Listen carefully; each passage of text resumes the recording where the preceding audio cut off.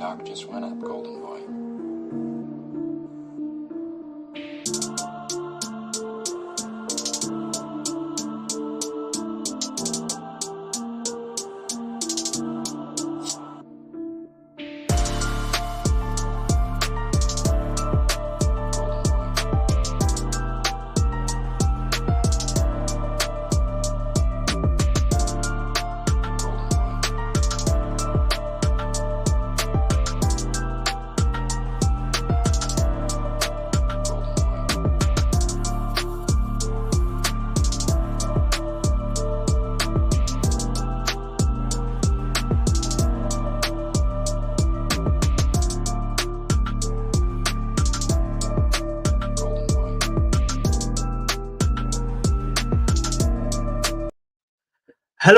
Hello, and welcome back to the Football Corner. Welcome back to another live stream, another show, another video. Welcome back to the Gooner Lounge, episode 11 of the Gooner Lounge, my people. Episode 11.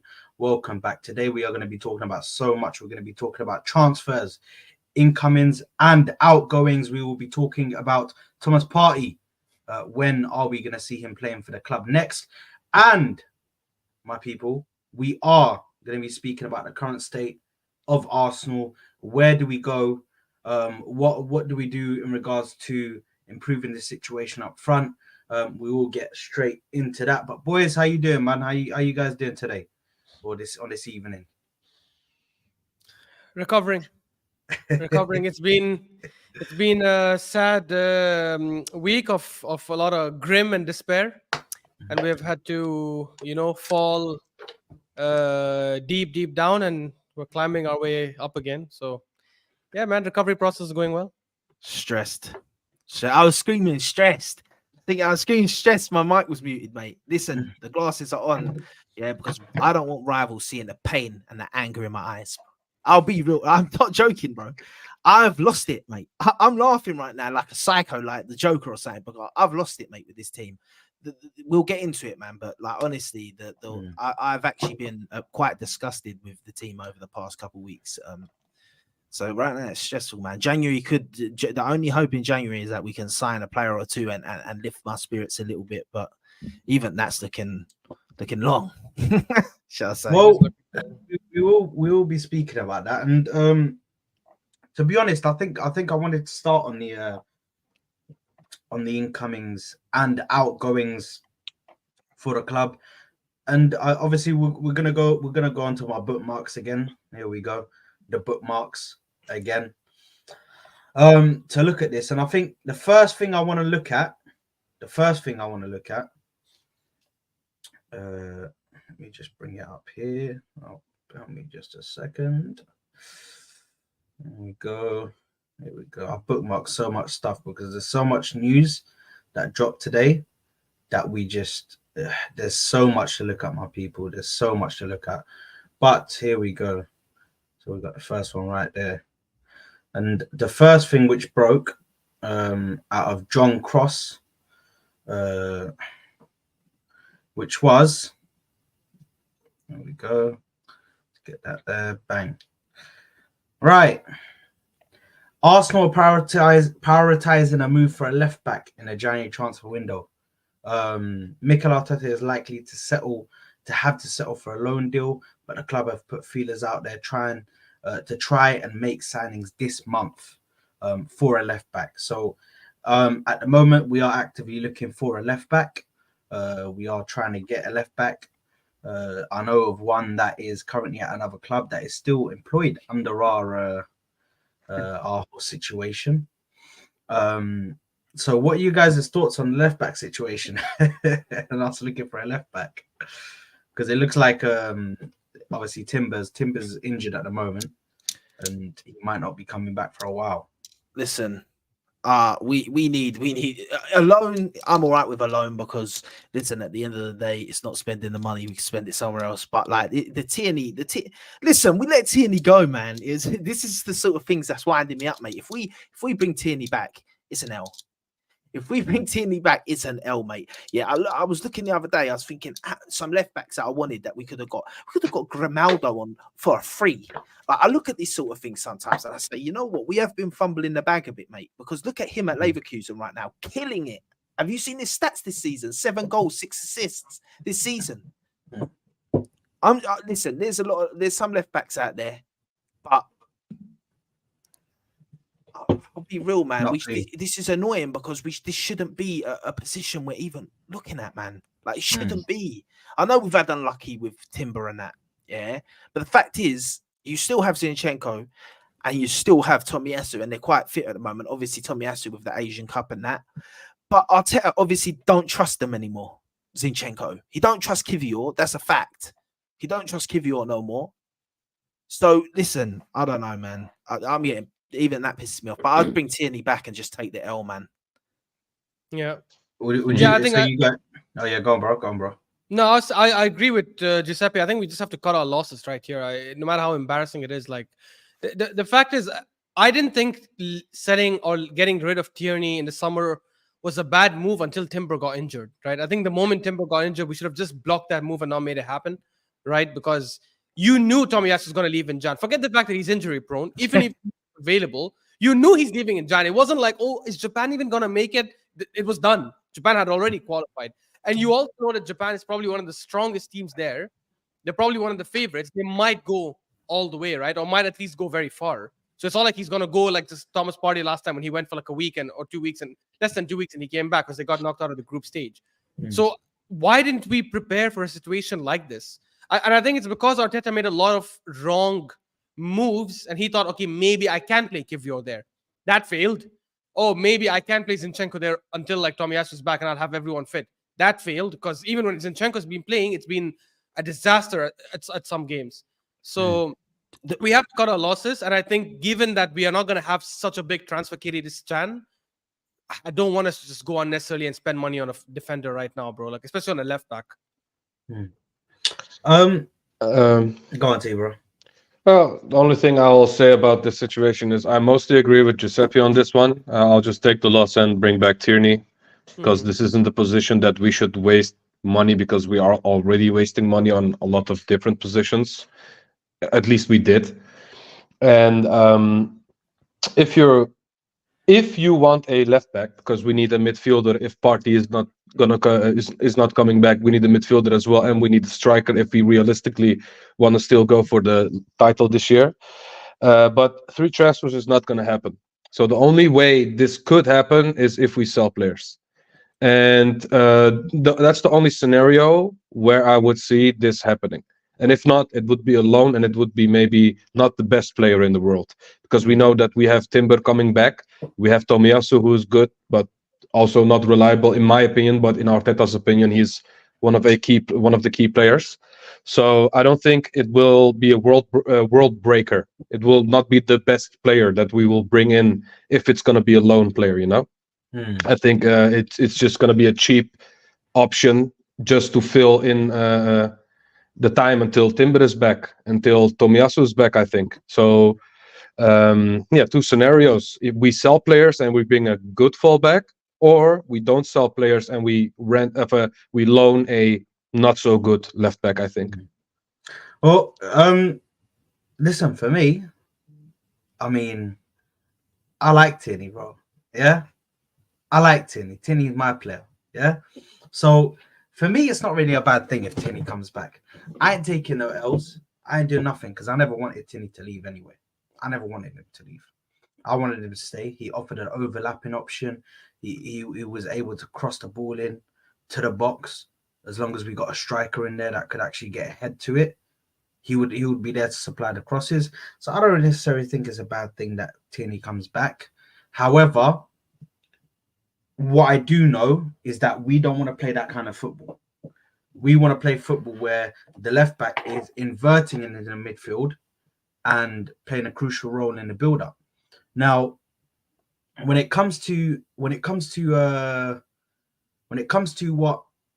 Tierney offers, he don't offer that. As much as I like Tierney, he isn't the best on the ball.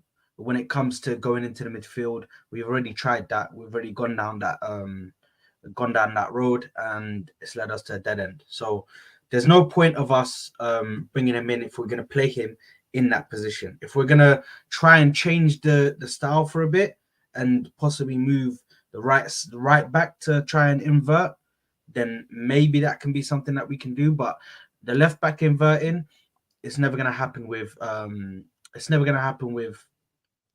what's his name, with Toney involved there. So Toney looks to be possibly coming in. Toney looks to be possibly coming back, or they could be looking for somebody else to get in as a loan option.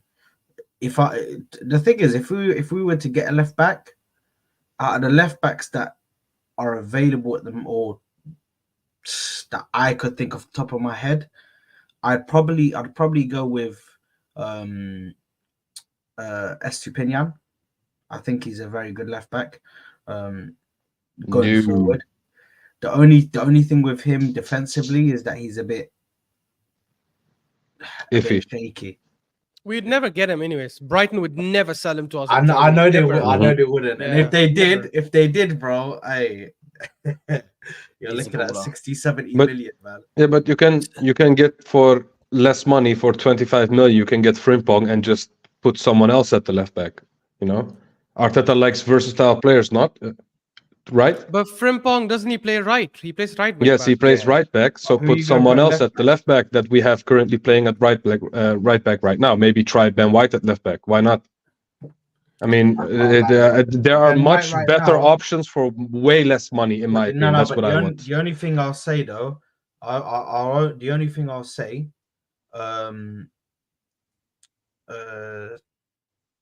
sorry, I was looking at what Akhi's saying, bro.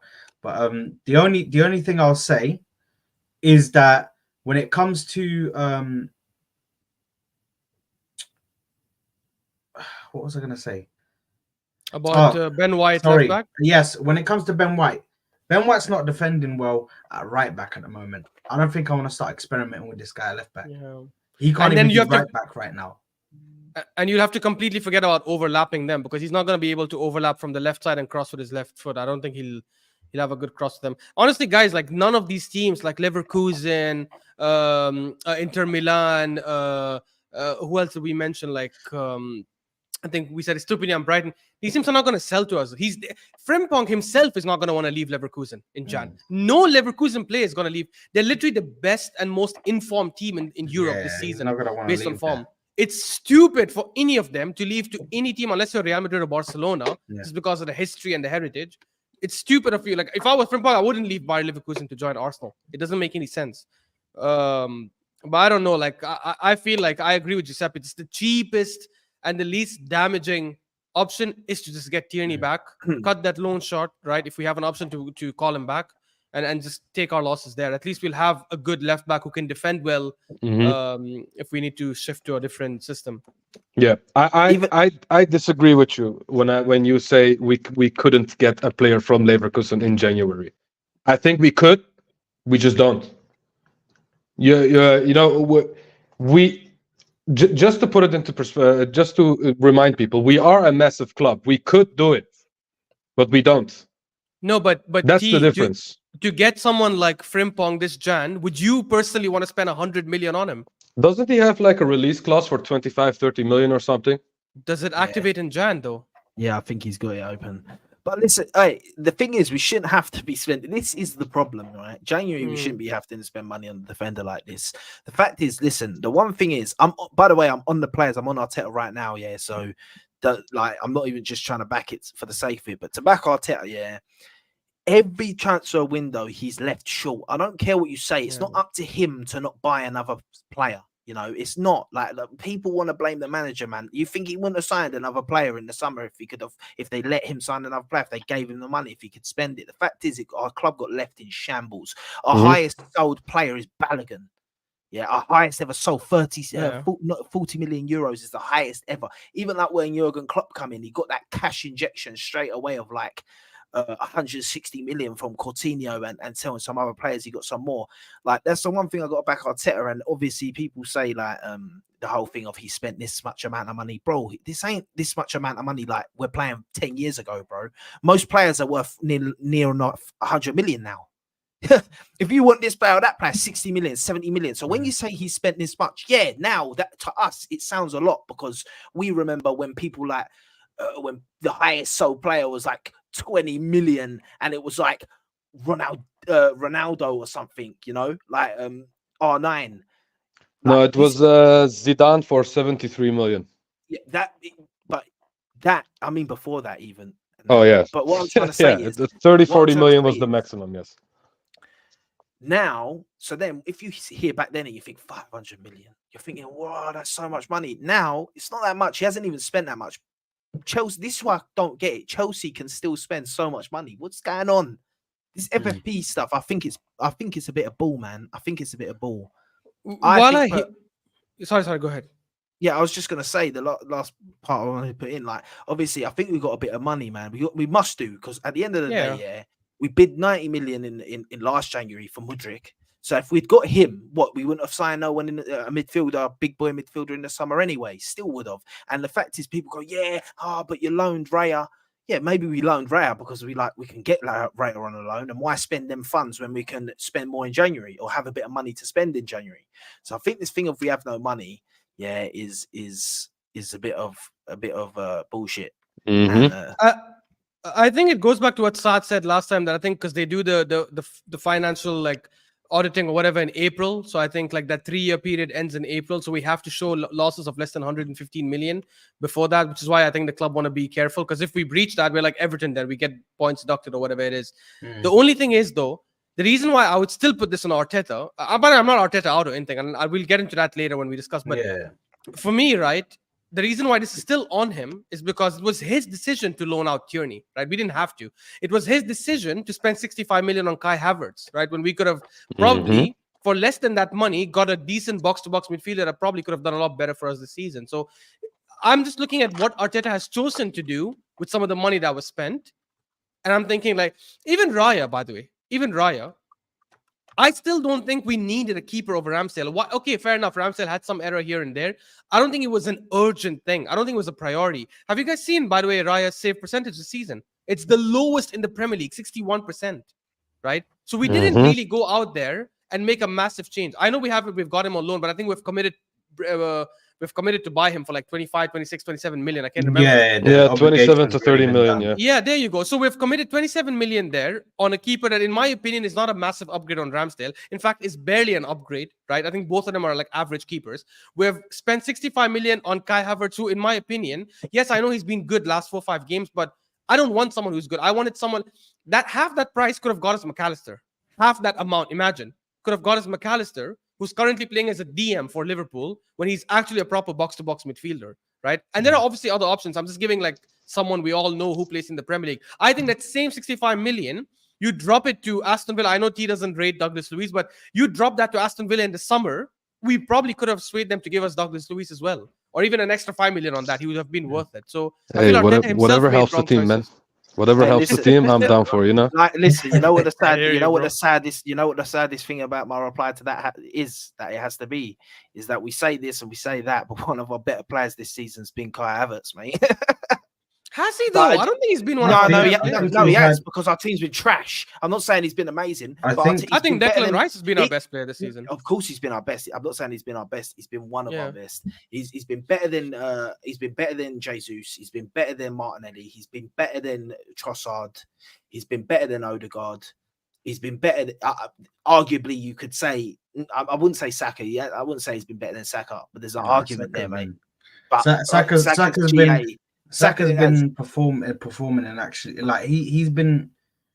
By the way, Saka's been producing numbers like It's not. Guys, I'm not even on Saka like that. But I will say this, Ash. I agree. I'm watching Kudus and I say, bro, we could have got him for 40 million. Yeah, had him in the team and 20. Like, so I agree, bro. Like, don't worry. But I'm just saying, like, that's the maddest thing that he has been one of our better players attackingly this season, bro. That's mad. Yeah, it's the stubbornness. It's the stubbornness that gets us at this moment from Arteta. He's too stubborn. He sees something and he wants it. Just like Jorginho, for example, he saw him play in Italy before Chelsea wanted him when he was still at Manchester City. And he wanted him, and ever since then he wanted him, and he brought him now to Arsenal when he's 31, 32 years old. You know, and when Arteta sees something, he wants it, even though he's past his prime and stuff, you know? Yeah. Speaking of strikers, Crystal Palace interested in Eddie Nketiah. The interest is genuine. But Arsenal are viewing Nketiah as part of their plans. Offers won't be entertained unless Arsenal find another striker in January, and that is not guaranteed. That is not guaranteed that we will get a striker. Crystal Palace want him, but they're not going to entertain any offer. It needs to be like a stupid offer. They need to offer like 60 million or something like that for us to even like look at it. Do you know what I mean? Promise you, I genuinely mean this. I genuinely mean this. Getting a striker or not, for me, we still have to get rid of Nketiah, right? Get that money, get some money to buy a midfielder or whatever. Because for me, right, even if Jesus is not available, I don't think he should be second option. I think Trossard can play there. I think Havertz can play there. Hell, you guys might think this is crazy. I think Martinelli can play there, right? In fact, he did play there under Emery. No, it's not crazy. That's not crazy. Yeah, he did not play crazy, there under but, Emery, and he scored 5 goals in the League Cup that season. But anyways, I don't think he should be a second or even third striker option. So don't get this up sometimes, man. I think listen, at the end of the day, Ash, you got to realize this as well. They're never going to come out and actively say they want to sell him because no one else does that. Because then that's true. That is true. You get crappy offers. You got to say this guy's part of our plans. That's when someone, if you really want him, you're going to come and have to offer us something good. You know, Palace, bro. I'm telling you now, all right, straight swap him for Elise, bro. Straight swap, mate. I'll take that. I'll take that in a heartbeat. Take that in a heartbeat. But no, listen. I think that, bro, I'd swap him with IU at this point. I'm not even joking, bro. At the end of the day, IU's crazy. IU's crazy. At the end of the day, no. At the end of the day, IU's nuts. I think I do agree. If we don't sign another striker, what is the point of selling this guy if we're not going to sign another striker? There's no point selling this guy now. You sell him in the make summer. Money. You get the money. But for what? If we're not buying another striker for a midfielder. For a midfielder, we still need a midfielder as well. I think we'll get a midfielder though. This is what I'm trying to say. This is what I'm trying. They're probably saying that right now.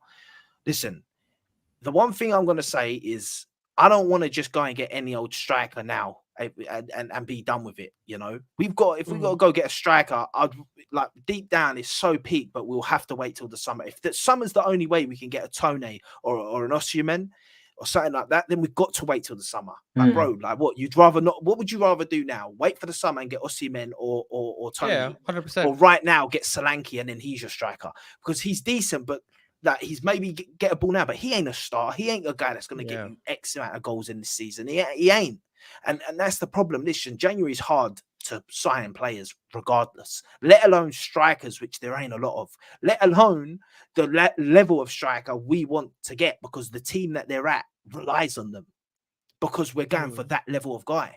And at the same time, all that included, they know how much we need a striker. So every price is good. If we go now, it's probably going to be ridiculous. Yeah. I've seen us link to a few. I think I would personally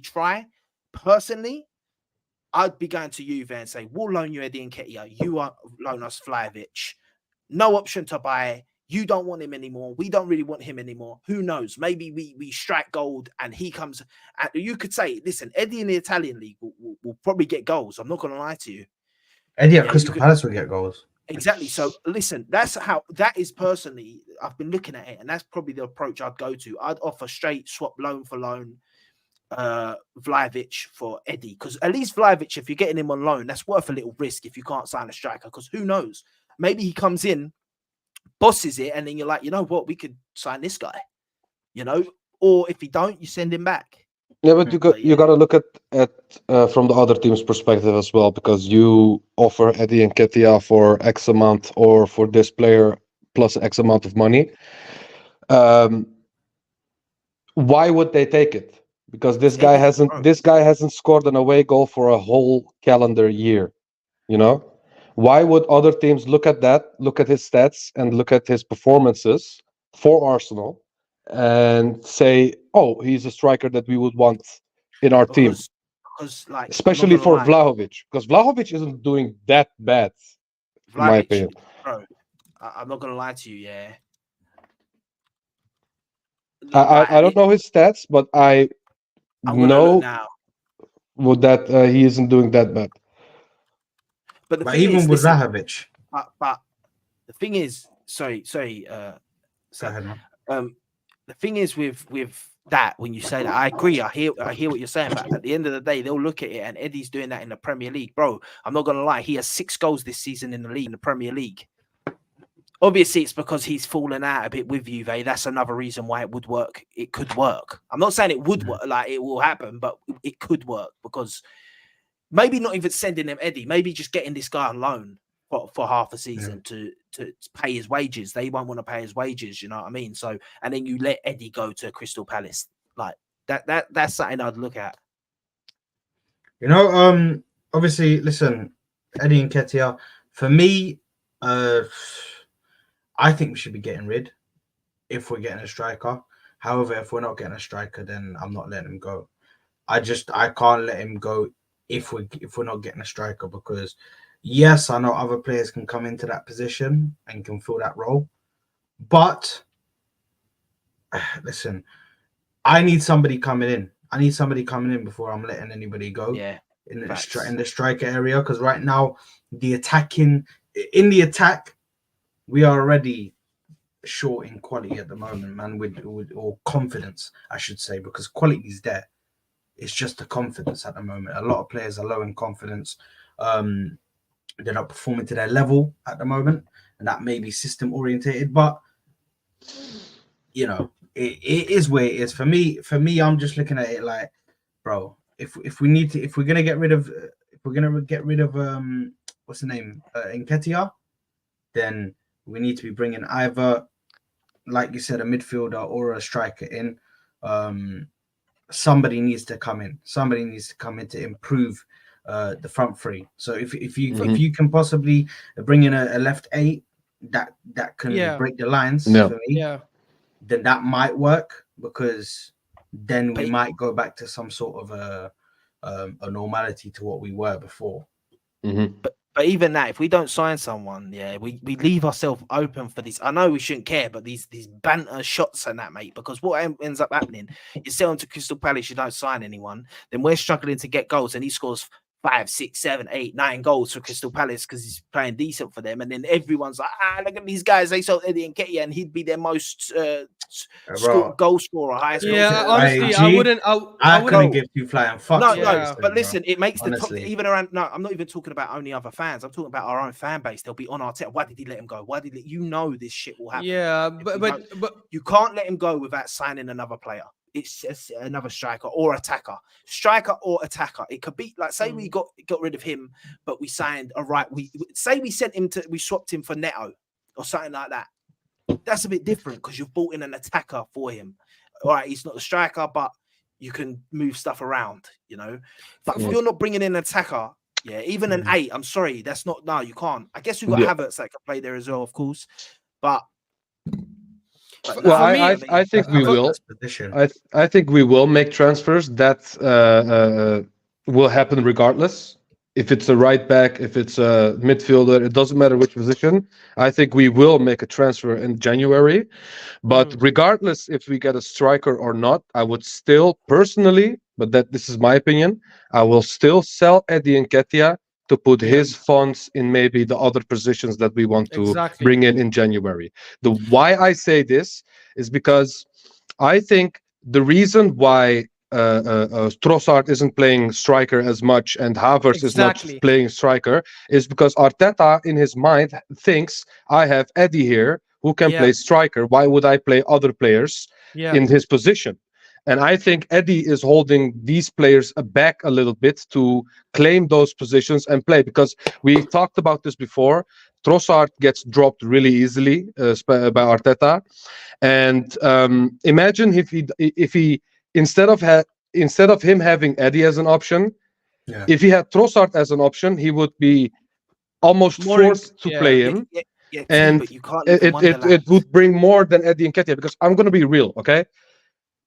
Even if we have no striker, okay, even if we have to put Ramsdale at the striker, I do not want to see Eddie Nketiah play for this club, wear this badge, wear the number 14 ever again, because this guy never brings anything.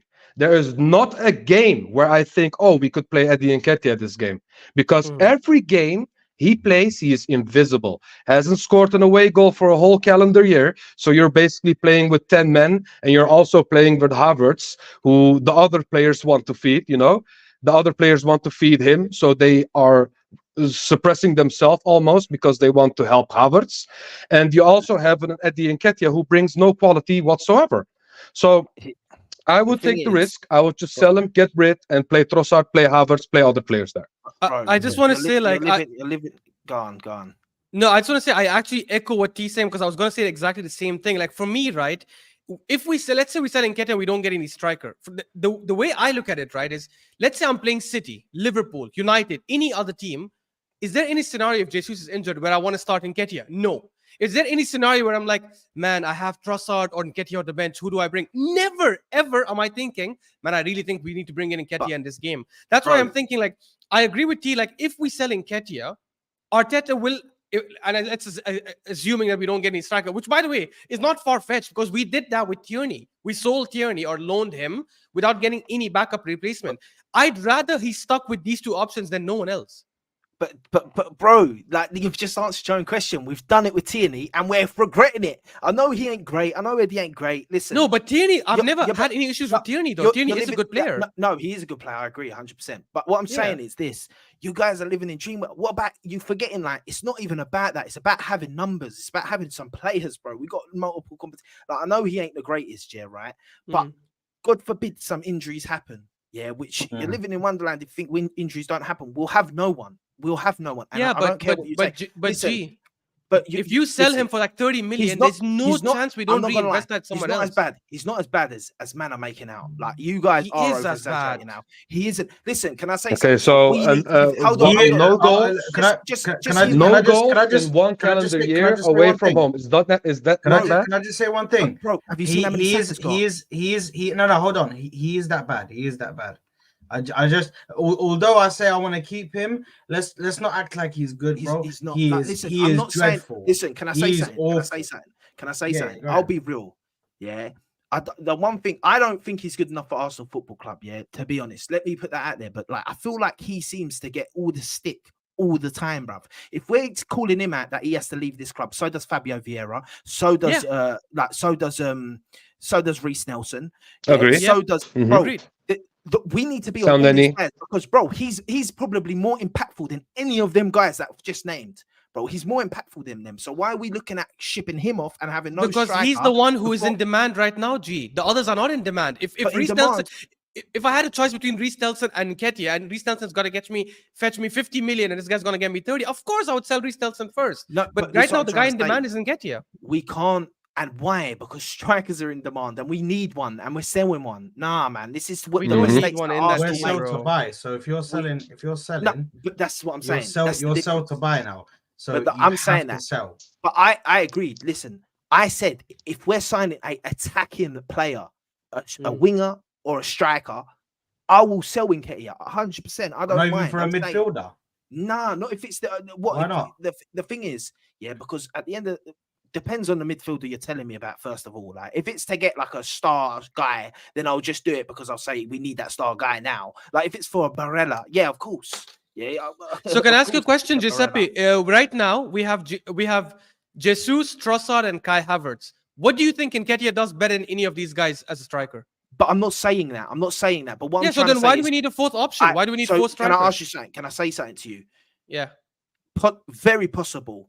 Yeah. Jesus gets injured. Havertz gets a straight red card. Now all of a sudden you're going into games with just Trossard. No one, no options. That's correct. And I said Martinelli can play there too. In case this is an extreme emergency. But let's not give credit to Martinelli because Nketiah has been better than Martinelli this season. I'll be real. Yeah, but Nketiah has been playing as a striker. Martinelli's been playing as a left winger. If I take this whole course of the year, Martinelli's been better in my opinion. No, listen. listen, let's be honest, bro. I'll be real. I love Martinelli. He's a much better player. He's a much better player than Nketiah. He's been worse than Nketiah this season, bro. I don't care if he's a winger. I'm watching him take shots and they're going miles over, bro. Nah, I'm sorry, bro. And you want to rely on that. How has Martinelli been? How has Martinelli been worse than Nketiah, though? Nketiah has one good game. His glasses for a reason. Nketiah has one good game against Sheffield that overinflates his entire season. He's got 5 goals, out of which 3 of them, yes, all 3 were incredible goals. You take away these 3 goals, he's got no proper contribution except the Fulham game. I hate the way that I've got to argue against Nketiah, yeah. Oh, against Martinelli, Martinelli. Nketiah Defense League. Hold on, I don't even rate Nketiah. So this is what you man. Any defense. Listen, I'm just saying. I want Eddie at this club, bro. Everyone needs to know this, yeah. But what I'm trying to say is, you've said that what you've just said, a hat trick in one game, cool. But then use the logic on Martinelli. He scored 2 goals this season. One of them was the deflected goal against Man City. That's never going in if it doesn't. But he had an which is bigger than the hat trick from Nketiah. Guys, one second, because the only thing I'll say though, is that the reason why Martinelli is playing so bad, there's a reason for it. Yeah, exactly. There is a reason for it. There's a reason. The reason for why Martinelli is playing bad is because he's got Havertz on his side, which literally sucks every opportunity away from him and doesn't give him any space to play in. Absolutely not. That's why Martinelli is playing bad. Although yes, he has been playing bad anyway, due to missing like shots in the box and that. No, he's missed some shots in the box, of course. But the system this year and this season, the system has not been necessarily kind to him in regards to he gets stripped of every opportunity to try and play the box try to play the ball into the box. He hasn't got barely any space because it's taken up by other Havertz. But here's the thing, Saad. Even if we want to say Martinelli has been shit because he has been shit, he has been dog shit, he has been making all the wrong decisions, he has credit in the bank from last season and even the half season before that. Listen. Nketiah has no credit in the bank. No, so why would I hear that. Listen, I hear by that. The way, and here's the thing. I'm just going to quickly go through this, These are the strikers that I would, in a heartbeat, say are better than Nketiah because it's, by the way, I don't expect any Premier League level striker, and Nketiah is a Premier League level striker. Whether we like to admit it or not, he is. Of course he is, right? I don't expect any Premier League level striker, including Chris Wood, to come to Arsenal and not score goals. It's impossible because we do create decent chances. Yes, this season our big chances have been a bit less, but look at how many strikers right now I'll take over him. I'll take Edward from Crystal Palace. Joao Pedro, Brighton, has 7 goals. Brian Mbeumo, even though he doesn't play as a striker. Callum Wilson, backup striker, better than Nketiah. Chris Wood this season, 7 goals. Nicholas Jackson, who's missed more XG than anyone else, 7 goals. Adebayo, Luton Town, 7 goals. What are we doing here, guys? Like these are average strikers who would come into Arsenal and also score 4-5 goals against 3 against Sheffield, 1 against like Fulham. It's not a big achievement what he's done. Martinelli has enough credit in the bank for me to say, hey, you could have one bad season. I'm not okay with it, but I'm willing to wait. Nketiah has had his time, bro. Okay, but let alone the credit. Let alone the credit. Okay, I just want to say one small thing. Let alone the credit, okay? Look at the quality of the 2 players. You have Martinelli, who actually has talent, in my opinion, and Nketiah, who is not a good player. So we're comparing a player who is out form with a shit player. That shit player will always be out form because he's shit. Martinelli can pick up form. That's the difference between the 2.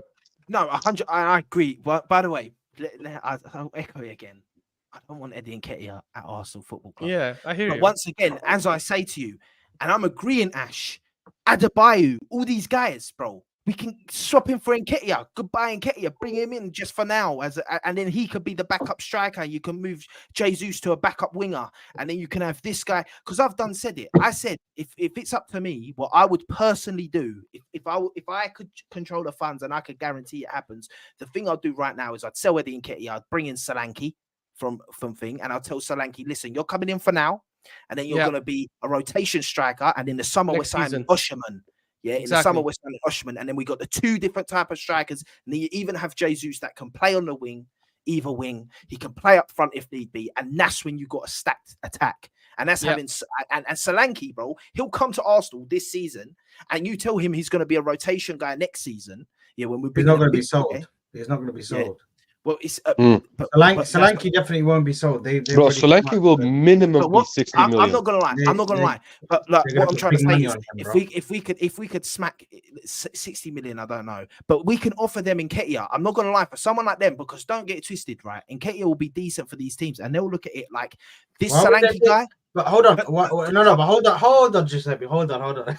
with peas. Why by the would way. they take? Obviously, yeah, I can understand the money in that, but why would they take Nketiah Over who Solanke. scored Because- less because you goals than Solanke? Solanke's got double the goals that he Yeah, has. because here's He's the got thing: a like lot of 12 teams, goals. a lot of teams currently want Eddie Nketiah, right? You've got Brentford looking at him. You've got But Crystal Palace Bournemouth looking at don't him. have that problem. But Bournemouth this have a striker who's got they've 11 goals. hold on, but they've got to look in the future. 12 goals, They've got to look at the way Solanke's playing 13 in the goals. summer. In the summer, Solanke ain't gonna be there no more. I'm telling you, the way he's playing in the summer, Solanke's gone. So they might look at it like, listen, we can bring in Nketiah. A lot of teams want him. He's a good little player. He could be. We could get money as well and have him. So our striking options, we've got an option. He could be good at our team. He's gonna go anyway. At that point, Nketiah might not be available anymore, or there might not be many other strikers. I'm not even trying to figure out. But you I'm know trying why to I figure out disagree ways with to that, get him gone. Giuseppe? Because a lot of times these teams don't necessarily go for high-profile strikers. Like Solanke was a nobody before he joined them, right? The same with like some of these strikers like Ollie Watkins and all these guys. Yes. I think these teams have good scouting systems to get a striker from Ligue 1, from the Bundesliga, from the Portuguese league, and they scout him for a whole year and be like, actually, this guy would probably come into our team and fit. I don't think But- they're chasing strikers from the top I team. hear you, They look but what for I'm trying, money. but to say that, I hear that. But what I'm trying to say is this: all them strikers from Lille and all that, unless they get a gem, right? That does happen occasionally. Not really Bournemouth. They're not really a team that get gems like Brighton and that. If you get a gem, yes. But if they get any average player, he ain't gonna do better in the Premier League for them than Eddie Nketiah will.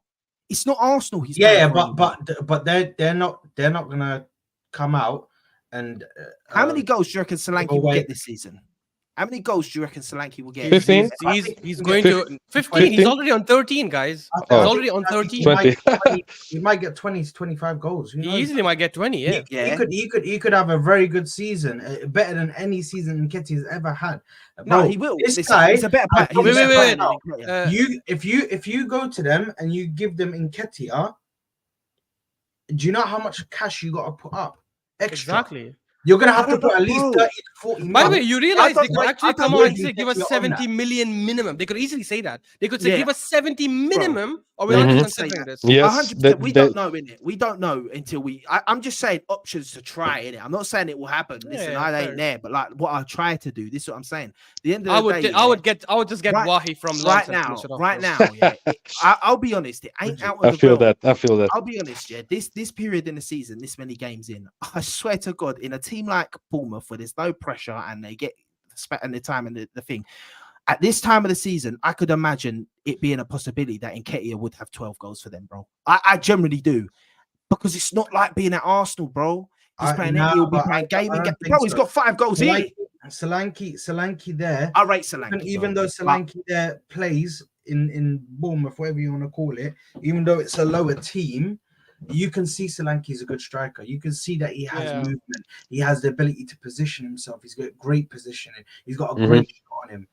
I think- I've seen, with all due Bro. respect to Nketiah, I know he's my own player and that, but I've seen this guy miss one-on-ones on a consistent basis. Yeah. This Bro, guy Nketiah is not Premier League level, man. He No, is. no, He is he is. literally a mid. Listen, No, what he you is gotta championship.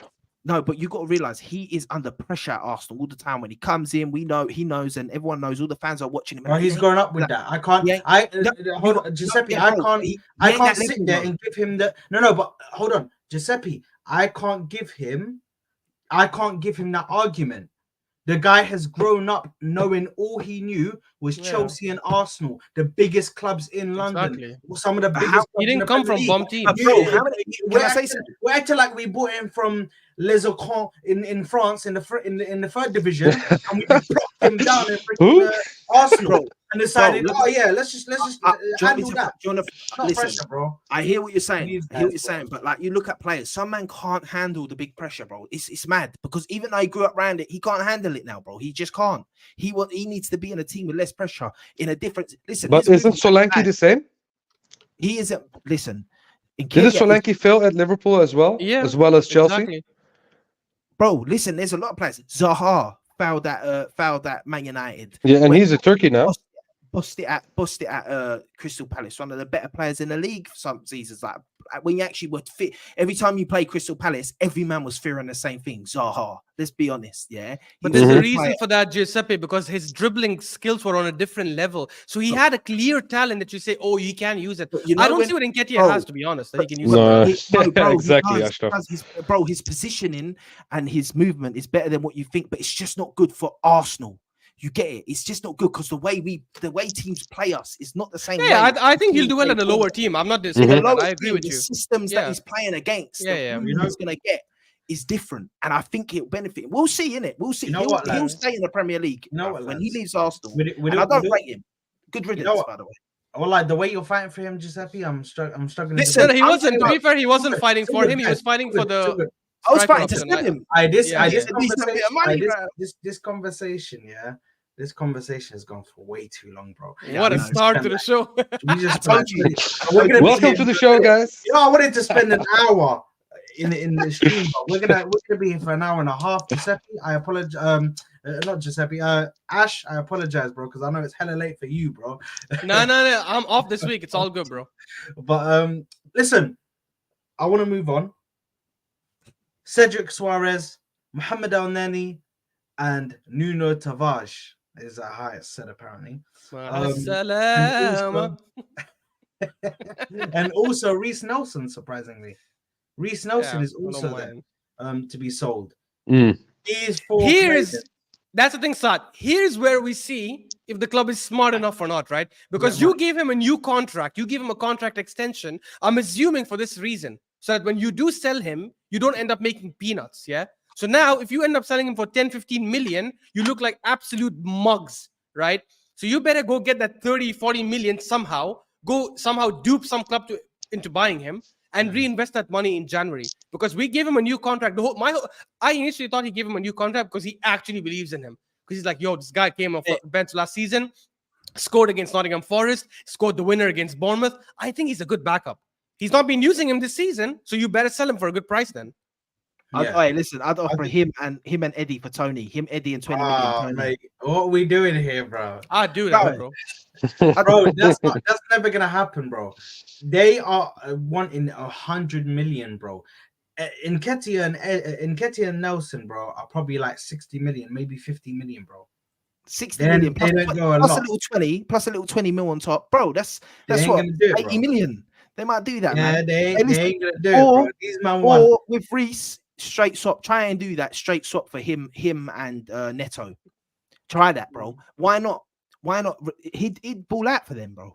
And the only thing is, Can I- Neto's Wallahi, injury you're list on is some crazy, swaps, bro. This, you know what? Yeah, Giuseppe's been on some straight swap stuff, bro. This man's like, man's acting like Yu-Gi-Oh cards. Let me tell you my, bro. What's going on, bro? You know you can hide value in trades, bro. You know, like, Bro, like, man's acting like it's Bro, Yu-Gi-Oh it's- cards, bro. Man, just swap. There you go. Take my bro, card. yeah, but get when six you months. Yu-Gi-Oh card, you could scam some people a little bit, you know. Yeah. You know, get some cards. Nah, Yeah, but this one's really good. This I one. think right now, these four are probably the closest option or the best option we have to generate some sort of funds this January.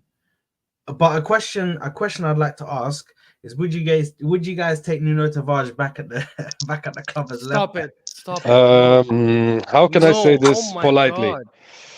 Oh Hell my no. God. back? Fuck no, bro. Bro, even Nottingham don't want him, bro. Why would we want him? He failed there. Why would we play him here?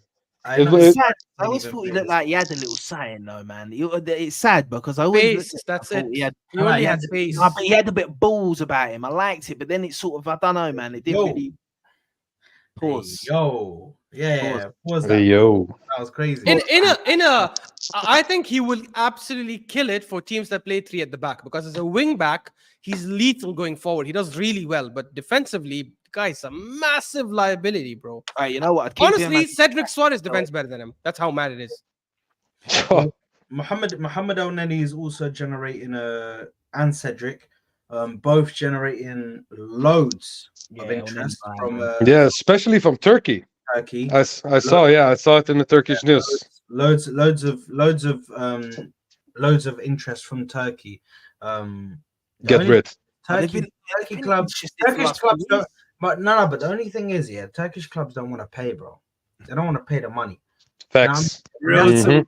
that's the only thing that really pisses me off. Yeah. Especially the team that wants them, Beşiktaş and Trabzonspor. Those two Yeah. teams are notoriously known for not paying and just finding other ways to get players. The one that you just said that starts with T. I can't say. Trabzonspor. Trabzonspor. Yeah. Bro, they'll come to us and they'll offer us 2.5 million for Elneny and Cedric Suarez, bro. Bro, Come on, they have Pepe already. They just want to finish the puzzle, you know? Yeah, honestly, it's Bro, mad. so with these guys, I don't think we'll generate enough, but I'm hoping that the Reece Nelson money can be a bit to try and generate funds there. But here's the thing, by the way, even if we sell them for very cheap, I would still sell them only because it frees up the wage bill, right? Freeing up the wage bill still helps us at least with the transfer amount. Exactly. Yeah. Yeah, Elneny, especially Elneny, Cedric, Yep. and Tavares. Like, I Cedric wouldn't is on 75k a week, bro. Yeah, 75K a Elneny week. as well. Elneny as well. My God, bro. 75k a week is crazy. Well, I can't get rid of that. Bro, 75K a imagine getting 75k a week to be a cheerleader, bro. Imagine we could do that. Unbelievable, bro. And giving water to the players and stuff. and do some training, bro. I'll be a And- cone. and- I'll be for that money. I'll be a cone for Arsenal. No, Football Club. and You know- he gets free gym access, free food, free swimming pool, free Man's living on 75k. club's expense. It's crazy. Hey, Bro, you man's pay me flying out. 75k. Bro. You pay me 75k a week. I'll run the whole day, bro. I'll run till my heart stops. Like, Yeah. oh, Bro, I will show Europe, he passion. goes I will on- show PR, everything. Bro, everything. Listen, he goes on flights, bro, on holiday. For There you Champions League go. nights. He There don't you go to go. play. He goes holidays, bro. When everyone's playing, he's at the beach. Yeah. to be fair to him, I can't believe I'm saying this. To be fair to him, when he played against PSV, he actually was really good. He actually played well. He He played really Yeah. well. Bro. He was, But he was that's one of our what, best that's players what that like game. sometimes, yeah, I don't know. Well, we don't. Maybe out of all of them, he's the one that I'd keep most. No, he actually is Hey, a decent player. He should just Cedric? have what? You say you one that you keep most. Out of them three, yeah. Cedric. I hear his point. Yeah, No, I no, think no, if Nenny. you told me- No, fuck that. No, listen, if you had to tell me, Cedric if you had to Suarez has say, to go. No. no, all of them he, have no, to go. All I of them- no. No, By the way, we agree, Sad. I- We're saying he if has we to had go. to keep one, if we had to, for whatever reason, God forbid, No, I'm Cedric keeping is the one who would Elneny. stay. No, I'm keeping Oh, on. why? For Nah, what? Charity shop.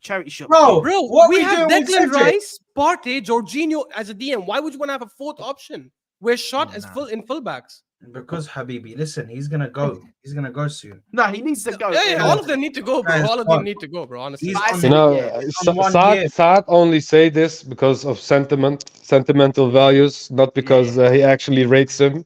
Yeah, Bro, bro. But because but- Elneny but- gives a nice Nah, do you know smile what? with the Do you know drip yeah, up. but He but says, I just want to. Bismillahir-Rahmanir-Rahim, Alhamdulillah. So Yeah, sad, exactly. mashallah. Exactly, my Muslim brother. What am I gonna do, bro? Okay, My Muslim brother. I understand that. I understand that, and mashallah, mashallah, but do it somewhere else, please. Not at Arsenal Football Club. But Ma'asalama, please leave. Bro, listen. To be honest, the clever one, the real choice out of the three, if you had to keep one and like by a choice, it's probably Nuno Tavares because No, it's not. No, You it's never not. know, I know. mate. I know. The No, other no, two we are don't. finished. I know. Never know. I know, bro. It's over. I even watched him at Marseille, by the way, 2 seasons ago. Let's not do that, it bro. was- it Let's was not do that. stinky. He was They all very need good going to go. forward. They all need to go. Let's be Yeah. honest. All of them. Right, let's 100%. bro. pray Speaking together. of somebody who is going, possibly, and might generate some funds, ex-West Ham West Ham United employee. I think we will remember this guy. What are you saying about Nelson? during the whole I think we will remember Declan him during Rice. the whole Declan Rice saga, bro. This guy was everywhere, bro. The man generated the followers just from that whole Twitter saga. That's where he generated all of his followers, bro. Mm-hmm. Just from the Declan Rice thing, yeah. Hey, good for him, man. Get your bread. Yeah, exactly. Fair enough. But Premier League clubs are showing interest in Reece Nelson, with West Ham being one of the reported clubs. Now, West Ham showing interest in Reece Nelson. How about we actually give them Reece Nelson plus Another like swap. plus like Swap, yes. plus like 50 million. Plus 50 million. For Jared Bowen. No. Forget about Jared Bowen, bro. Paqueta. The guy's I'm a looking for baller. Lucas Yeah, Paqueta. Paqueta, yeah. Lucas Paqueta. He ain't coming anywhere, man. Hey, if we get him, left 8 position, bang, done. But we Just could've But he's not a left 8 though. He's not a good 8. play him there, bro. Guys, play he's not a him. good 8. He's not a good 8. I'm He's telling you, I've fine been there. Hey, watching this guy Okay, before Ashraf, when he don't was do a- that. Don't no, do that. He's not a good 8. He's not a good 8, bro. I promise you. I am okay. Well, I was up until 2022. I was a huge Brazil fan. I was a huge Brazil fanatic since 1998. Right? They trashed my country 3-0 Morocco in the World Cup. I was 7 years Why old you and I was gotta remind me, bro? celebrating. Yeah. Wait. But my point is, I've been watching him before he even came to Lyon. Before he came to obviously West Ham. The guy is a proper 10. He likes to create. He likes to like score and all that stuff. He's not a good 8. He doesn't put in that defensive shift. He will not give it a back and forth kind of. He's not a proper box to box. We're doing the exact same thing we did with Havertz. There you are. The only There you are. the only difference between him and Havertz is that I think he's a lot more creative going forward. That's it. But he's not an 8, guys. I'm telling you, we're going to be making the same mistake. What are you saying because of the defensive or the Yes, defensive? 100%. He's not a box-to-box midfielder. I So if you- understand. Yeah, but if you're saying bring him in as competition for Odegaard, 1,000,000%, bro. 100%, Yeah, I'll but take him any day.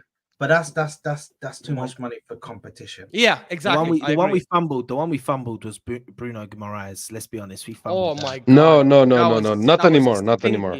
Nah. T. He wouldn't be playing Imagine this way him if he with was at Arsenal. Rice.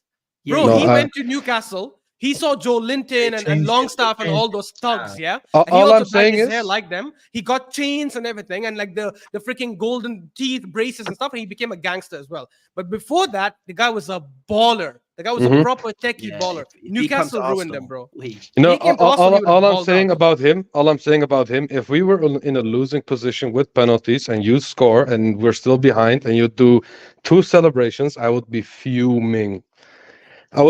This guy is a showman. This guy is not a true footballer, man. He's not that good. I don't rate him anymore. He's a baller, He is a bro. fraud. No. He's a fraud. I rate Douglas Luiz over him. I swear that this guy is a fraud, and I'm not saying this because of emotional blah blah blah and because of the game against Newcastle. no damage. This guy is not that good. He gets away you're with a saying- lot of dirty So stuff. you're saying even when he was at Lyon, you didn't rate him? To be fair, I didn't watch him that much at Lyon. Okay, I mean, I'm I'm just telling you, gonna that say. was a different We player. But what I see here right now is a fraud. We are steering way off topic, bro. Why Oh, are we yeah, speaking yeah, about Bruno yeah. Guimaraes? Yeah. Bro, fair, please. Fair. Let's Look, I would sell him to West Ham. Let's I would let's sell go. Reece Nelson to West Ham, but in my opinion, I think, as Giuseppe said, we have to be a bit like selfish and look at our transfers because the team has done a horrible job in the past selling. So I don't want to get, I don't want us to get conned again or whatever by West Ham. So we need to get a good price for him. 30 million, I would sell. Mhm. If West Ham want him, 50 million, bro. Nah, Yes. that won't happen. Yes. No, That listen, won't happen. if West Ham want him, no, I'm being real, man. Like, be big boys. If Wolves, you want him, 30 million. West Ham, you want him, 50 million. Yes, Yeah, trying to Giuseppe. play us with the Rice thing, trying to play us against Man City. Yes. All your money, bro. Now coming for our players. Nah. Yeah, but 50 Giuseppe, million. what happens then in Exactly. but what happens then in a year if no offers come for him and we have to sell him for 20? Listen, we would if have they lost that offer us- money. I'm telling you now, if they offer 30 million for him, someone like Wolves will offer 30 million for him as well. 100%. 100%, bro. He'll attract teams. And then you just say to West Ham, you want him? 50 million. Nah, bro. Play him again. Nah, The- bro, the only nah, thing real is talk, players' man. West Ham values should go- get no.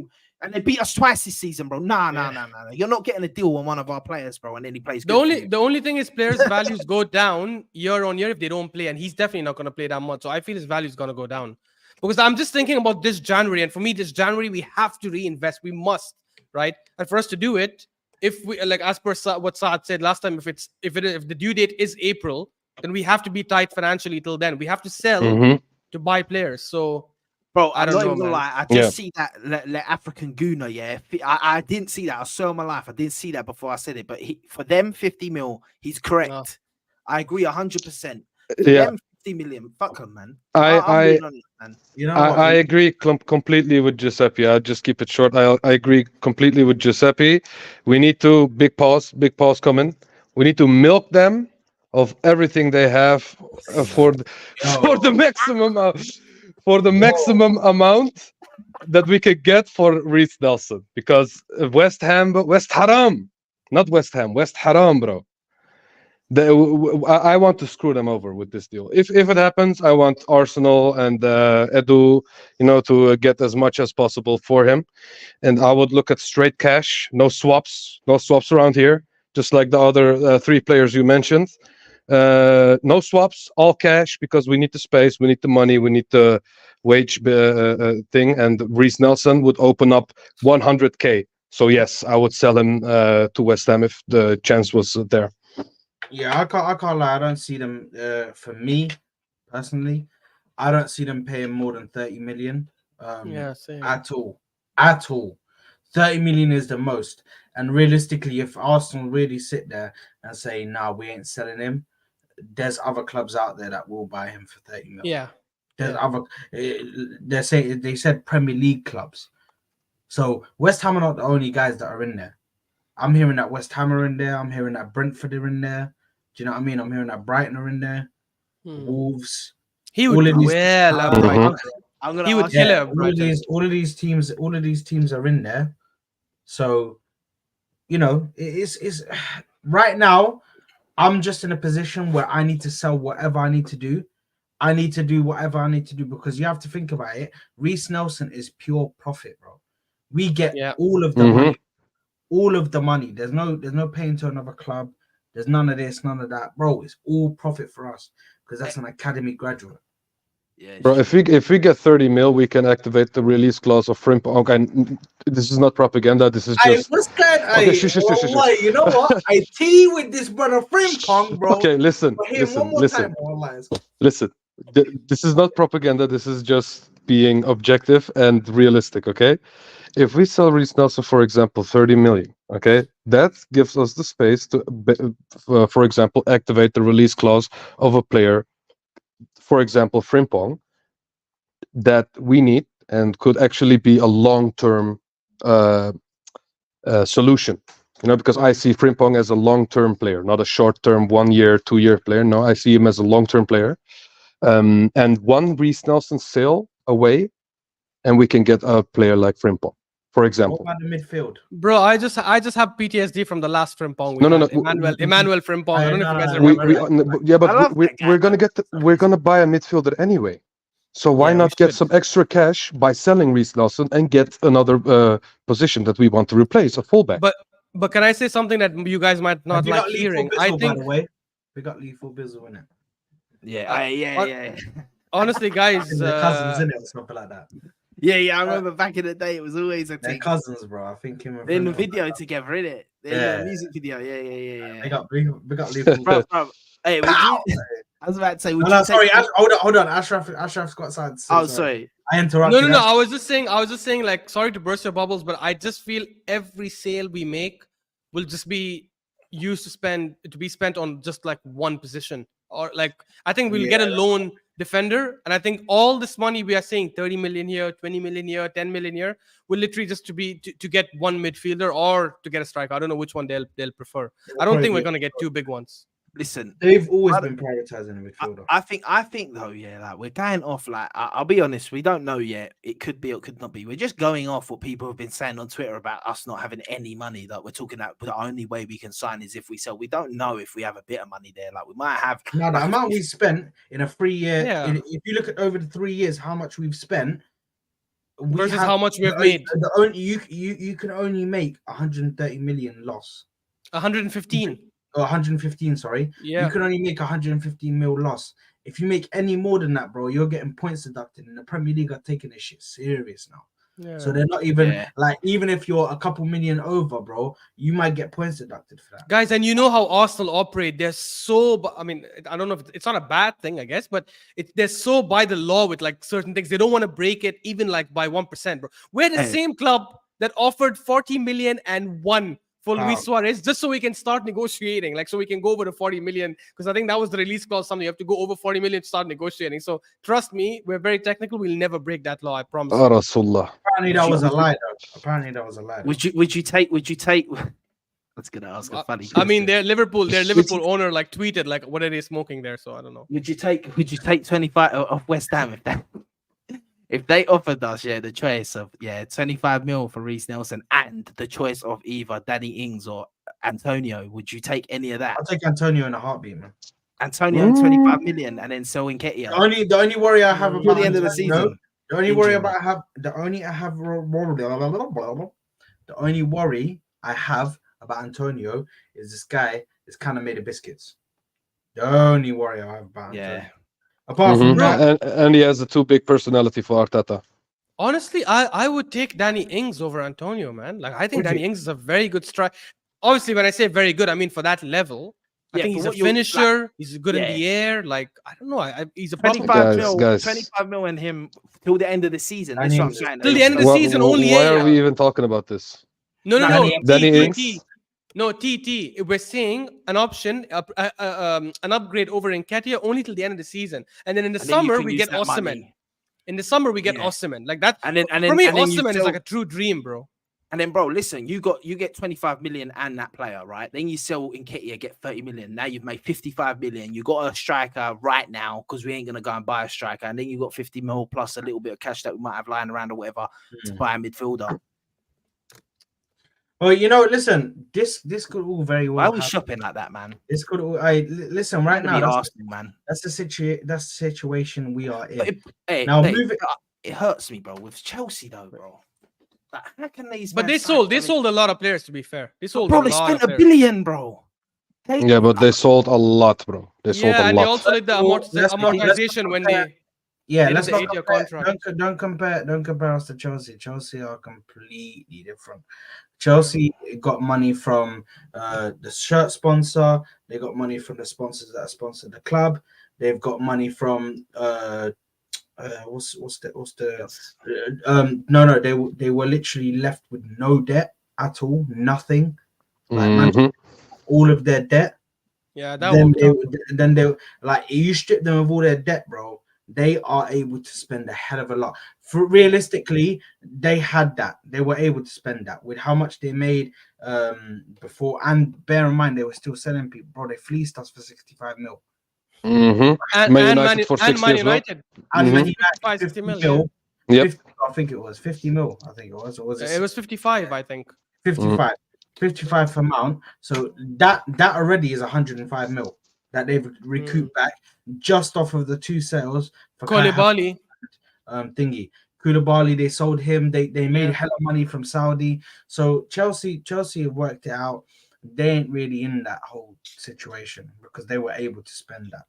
But when it comes to us, some incomings, we're looking at Curtis Jones, apparently, the left 8 position.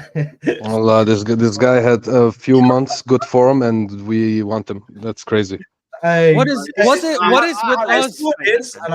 with us and taking scraps of other big teams? Why do we keep doing it, bro? It's got to be fake, man. Please, man. Please. No. This has been.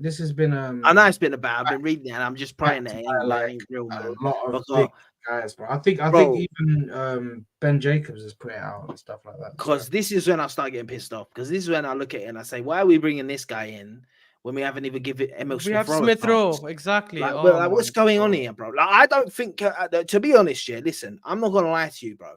If we already had the Barella or something in this team, and we had money and we weren't like stinging around for money, and you said, grab Curtis Jones for 30 million, I think that's not bad in the sense of he could be a top player. He actually could. He's not a bad player.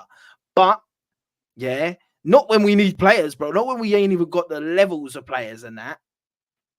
Do you get what I mean? Yeah. Sad, you're still sharing your screen, yeah? Yeah, I know. All of this stuff is hella funny. Shout out big up ZK as well, bro. ZK is a joke. Sometimes his tweets are just too funny. What about this one for you guys? It's not going to happen, but 100%. It's there for the summer. Personally, I don't rate him, by the way. I don't think he's good enough. Wow, I think people are oversold on him. I don't know why. Just because he was 16 years old at Ajax and he was like screaming, Yeah. I'd Well, take him. I've seen this because he's of course from my country, so I've seen this guy play for years, and the way he rejected United to go for Bayern as well. Oh, thank you very much for that. But this guy, bro, the biggest issue with this guy is injuries, and as a club who has injury crisis every year with players, with key players, I don't think we need another one. I think this guy is, if we look at quality, he is a really good player. He could play for us and maybe even replace Gabriel. But this guy is injury prone, and I don't think we need another injury prone player. Bro, he's not as good as Gabriel at all. Guys, the guy has been a disaster with Netherlands, right? I think he doesn't start for them anymore, if I'm not wrong. He's been a disaster at Juventus. They sold him ASAP, even though he was a hot talent, apparently, because of that one Champions League season. And now even Bayern Munich are trying to get rid of him. He's such a rash defender, makes crazy overcommitted tackles. I don't think he's better. He's no way close to Gabriel, in my opinion. I think it's a big downgrade if we get him, honestly. No, but I'd be thinking we're getting him to be alongside these guys. Like, we're not getting rid of Gabriel or Saliba, in it. It's just to stack up our team a bit. I'd say. If he's okay. Man, I honestly, I wouldn't even take him on the bench, man, because there's a reason why two big clubs are trying to get rid of him, like in a space of less than 2 years each. Like, there's a reason for that. Like, otherwise, Mostly because he's injury prone, and a player like that who's injured a lot. No, you need to get your touch back.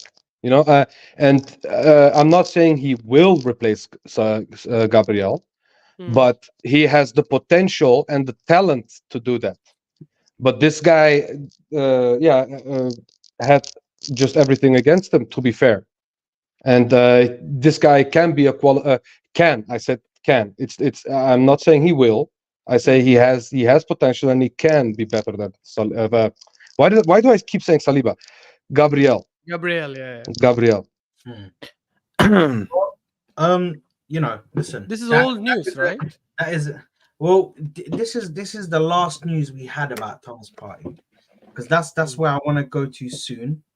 However, I still want to talk about some of the strikers. Osimhen, barely anything. We don't hear anything about him. No movement. After he signed that contract, he got locked off. Well, we heard that he was a striker. He was a striker. That he was a summer option, a summer move for us.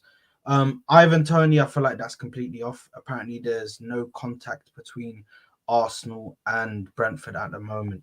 It looks more likely that he's going to sign a new deal than he's going to go to another club. And Ivan Toney right now is happy wherever he is, whether he stays at Brentford or whether he goes to another club. He's happy that if he just plays football. Do you know what I mean? So we're in that position now where we're running out of strikers. Douglas Luiz, that doesn't look like it's going to happen at all unless a big to be honest, I think Douglas Luiz is the most likely one we're going to get this season. If we go in for him, I think if we generate enough funds, he's probably the one that we're going to go for. Do you mean in January or the summer? In January. I think if we generate enough funds, bro, that's the person we're going to go for. Or a Zubimendi. Yeah, guys, Zubimendi. why are we shout out MDL, Zubimendi for me. Sell Partey and get Zubimendi release. No, we're not selling. Oh, whoa. We're not selling Partey. No, we are, man. Like, stop. No, we are, bro. Because we actually can't. Why, bro? And I'll tell you for why. Because Zubimendi doesn't break the lines like Partey does. He just doesn't. Partey don't play. Yeah, but Partey's coming back, and when Partey comes back, I would still have him for the latter half of the season. He's worth more to me than going out and getting a Zubimendi or getting. The thing is, though, if you can get the funds now, what happens if he gets towards the end of the season, gets injured again, another long-term injury? Then his as said, the rocket of the price you're gonna get is gonna rocket down. Then imagine if you play with him and you get far in the UCL and you get far in the Prem and you come first, second. Listen, whatever. 100. If you imagine he's at the end of the season, he's in good health, and then what happens? His price will skyrocket, because imagine if he's the one who comes back into this team and changes it, then that changes it completely. people look at him as a prized asset now. Facts. But if you could guarantee me he's going to play the rest of the season and he's going to be available for the rest of the season, 100% in a Well, heartbeat. he's just had a Surgery. surgery on his thigh, because apparently that's the problem that he's been having. So he's had a thigh surgery, or an operation, sorry, on his thigh. So I can't lie, man. I want to see Partey back again, just for at least the latter end of the season. There's no way we can sell him in January, because I don't think we're set out right money wise for him to even if we sell him, there's not a guaranteed option. And even Zubimendi's like 90% we're never gonna get him. Apparently, he doesn't want to leave. Apparently, he doesn't want to leave. I think he wants a Barca move in the long run. He wants Barca, bro. They all want Yeah. Barca. All these Spanish kids want Barca or Real Madrid.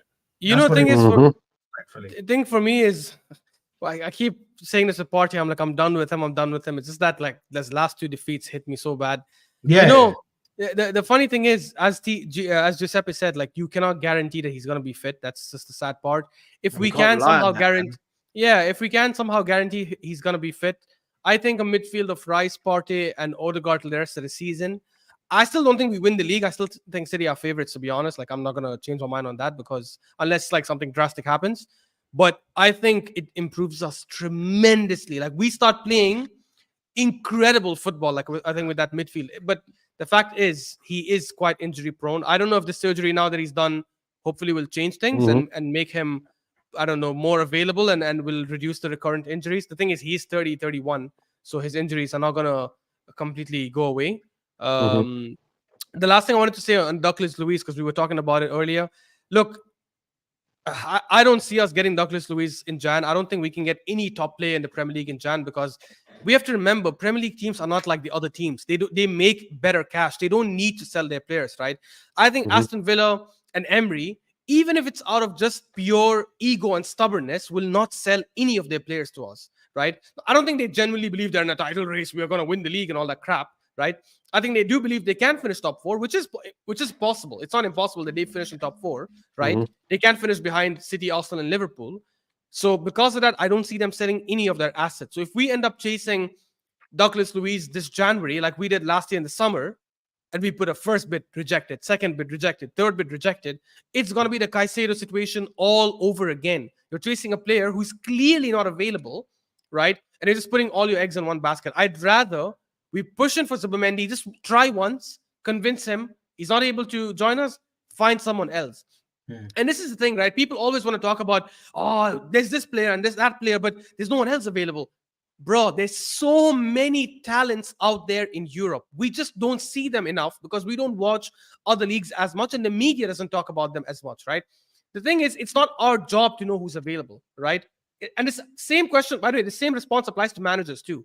Not necessarily Arteta, but like with other teams when they're like, oh, should we sack Ten Hag? Oh, who's available? Or should we sack this? Who's available? It's not a damn job to know who's available, right? Like there are scouts and people in the board and stuff whose job it is to be scouting and checking all these things all the time. So you can't be convincing me that, oh, there's no midfielder available, because none of the midfielders we have watched in the 2-3 games we watch of other leagues, none of the midfielders we have watched I've noticed is good enough. That's stupid. There's so many talents out there. I'm telling you right now, forget the scandal that he has around him. I promise you, Giuseppe Wahi, who plays for Lens, is better than most strikers we're currently linked with. In my opinion, even better than Toney and stuff. And he's 21, so he's got so much time ahead of him, right? But people won't talk about him enough because he plays for Lens. He plays in the French league. Not that exciting, you know. Like nobody watches who gives a shit about that's the problem. We have focused so much on players that the media talks about, right? Because it's juicy, or players we have seen ourselves in the Premier League, and it's only the Premier League because most people only watch the Premier League and don't watch the other leagues as much. There's that Brazilian striker. There's that Brazilian striker that we've been linked with last season and that the beginning of the season and that from Santos, and he's now gone to Benfica. So we were linked with him for about 20 million. Didn't end up getting him. Nothing ended up. Now he's gone Benfica, and let's see. But let's see now, because this is one of them ones again where in 2 seasons' time Benfica sell him for like 80 million, bro. Yeah, exactly. Yeah, exactly. Benfica are notorious for doing that, bro. Benfica, They're good for that as well. Yeah. Yeah. Yeah, I said what I said about Partey last stream. I think enough already. I would keep him until the end of the season. I would give him the chance because he had the big injury. Now you're back, and I would just for money save purposes in January, I would just hope that he could bring me second half of this season what he brought in the first half of last season. And I think he can do that because it's half a season. We're not asking a lot of him. Yeah. And I think personally I would take the risk and do it and look for other positions like a striker in January, in my opinion. And just to add about that as well, I completely agree with Ashraf when he says people don't look at players in other leagues because we could possibly get Yusuf Fofana from Monaco, Monaco. which is almost the same profile. Really good player, versatile, can even play right mid, which is weird because normally he's a DM or a CM. And this guy, bro, is not even that expensive. I think 25-30 million, and you can get him, and you have a Partey replacement. I'm just saying that he is replaceable, but in the sense of in this case, because it's January and we don't have a lot of room to spend, I would risk keeping Partey for the rest of this season, sell him in the summer, and then look at him to replace him with a Fofana, for example. That's What I would do.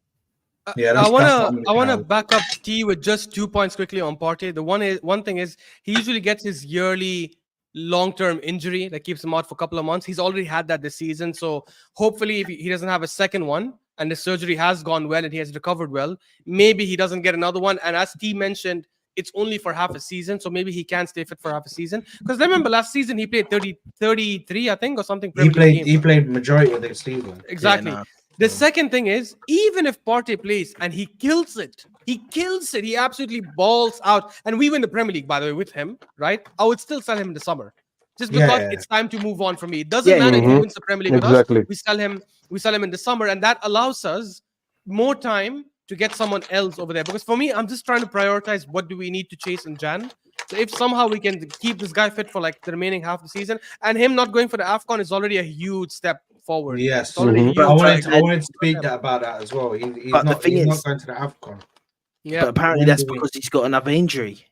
I don't. No, if no, that's a lie, if that's just not- us making that sort of up because we want to keep him, then that's cool, and I'll keep him. Listen, I'd keep Partey till the end of the season. If, Nah, like, go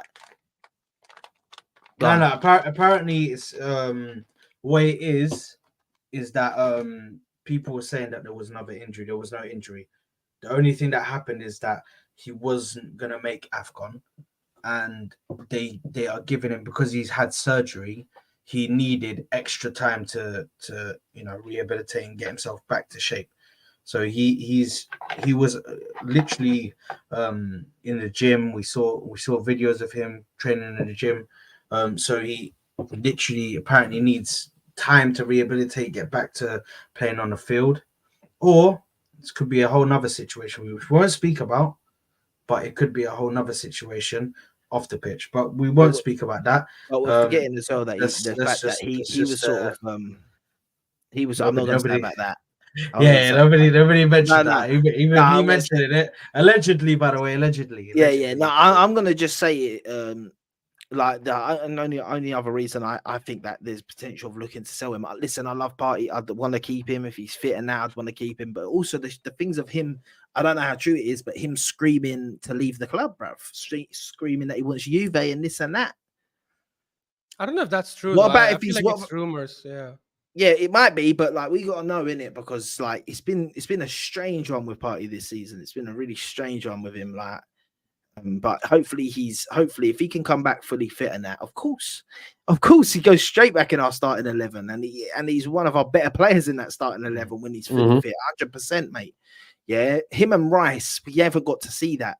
People want to say about like injuries and all that, like Tottenham never had injuries, and I agree, bro. But man, want to forget that one of our best players last season we haven't had all season. Yeah. We replaced him. We brought in another. Like, listen, we wouldn't be moaning about midfield options if he hadn't got injured this season. We wouldn't even be talking about probably getting another 8. Like, I'll be real. If we were playing him and Rice in the midfield, we'd be saying, yeah, we probably need an 8 as well, but we wouldn't be screaming for it. We wouldn't be screaming like we'd say next season in the summer, spend big money on an 8, and then we sell Partey. That's what we'd probably all be saying, and then you transition Rice to the Partey role. But we Or we'd be haven't saying had a him. striker. We'd be now. We'd be saying striker only. But And then because Partey's defender. been injured, Yeah. and but then even defender. If Timber hadn't been injured, would we be screaming for a defender? This is the mad thing. Listen, when we finish. By the way, if Partey was fit, we might not have even screamed striker because I feel we would have created more chances and scored more goals. By the way, guys, exactly. I want us to get into the whole conversation now. What are your thoughts on Arsenal right now? Where we are, obviously with the Ashraf, I want you to give a little extra because you didn't give us the. I don't think you were there for the match reaction where you against Fulham. Yeah, so you need to give a little extra, dibble and nabble about what happened at Fulham. Yeah, so you both need to, because it was me and T, bro. We're just there, bro. Just letting our sorrows out, going crazy. T said some things that might have got a bit overboard, but it's all good, We're here for it, and I will challenge every opinion. I don't care. I'm here. He's there for it, man. He's there for it. Yeah, just I'm gonna be right back, lads. Yeah, bro. If you guys go. Do you want me to start the rant or go ahead? Go ahead, Giuseppe. Bro, listen. Just say, bro, I've said it in my video. Yeah, the reason I'm wearing these sunglasses, bro. The reason I swear to God, for the next few streams, good few streams, yeah, these sunglasses ain't coming off unless we sign a big boy player or we put in a great performance. These sunglasses ain't coming on because they are a disgrace, mate. Yeah, I'm not even joking when I say that. I think that it was so disgraceful the way they've dropped us out from the fact of Christmas to New Year. We are sitting from 1st to 4th. Yeah, and not only from 1st to 4th, we were 1st, and now we're 4th, and we're 5 points off of top. That's mad. The fact is, last season, we played Liverpool at Anfield, yeah, got the lead, yeah, lost the lead, drew the game, and then capitulated. And this season, we went up against Liverpool, yeah, we drew the game, yeah, I'm even a blur of it. We scored first, we drew the game, we let it slip, we drew the game, we capitulated. We went to West Ham last season, we drew. We went to West Ham this season, we lost. Then we go to Fulham and put the worst performance from this season and last season I think I've seen in Arsenal, bro. The worst performance. I'll be real. That was disgraceful. You know what? The thing is, it's annoying because both games were disgraceful. The West Ham one, let's leave the Liverpool one out, yeah, because I don't think we're that bad in that game. Yeah. The West Ham one and the Fulham one were both disgraceful, and they were both disgraceful for two separate reasons and two separate things that show me that what the fuck is going on. Because I'll be honest, the first one, yeah, the West Ham game, I swear to God, I put zero blame on Mikel Arteta in that game. I put zero blame. The team have created 30 chances. They've created 5 clear-cut chances. They haven't put the ball in the back of the net, bruv. You can't do anything about that. Yeah, when they're missing sitters. Yeah, you can't do nothing about that with him, that disgraceful performance. But the West Ham one, the Fulham one, he can take corn for. He can take corn for that. And every player, yeah, I called him out. Zinchenko doing that, protecting. I said it in the video that I put on Twitter, yeah, in my other video.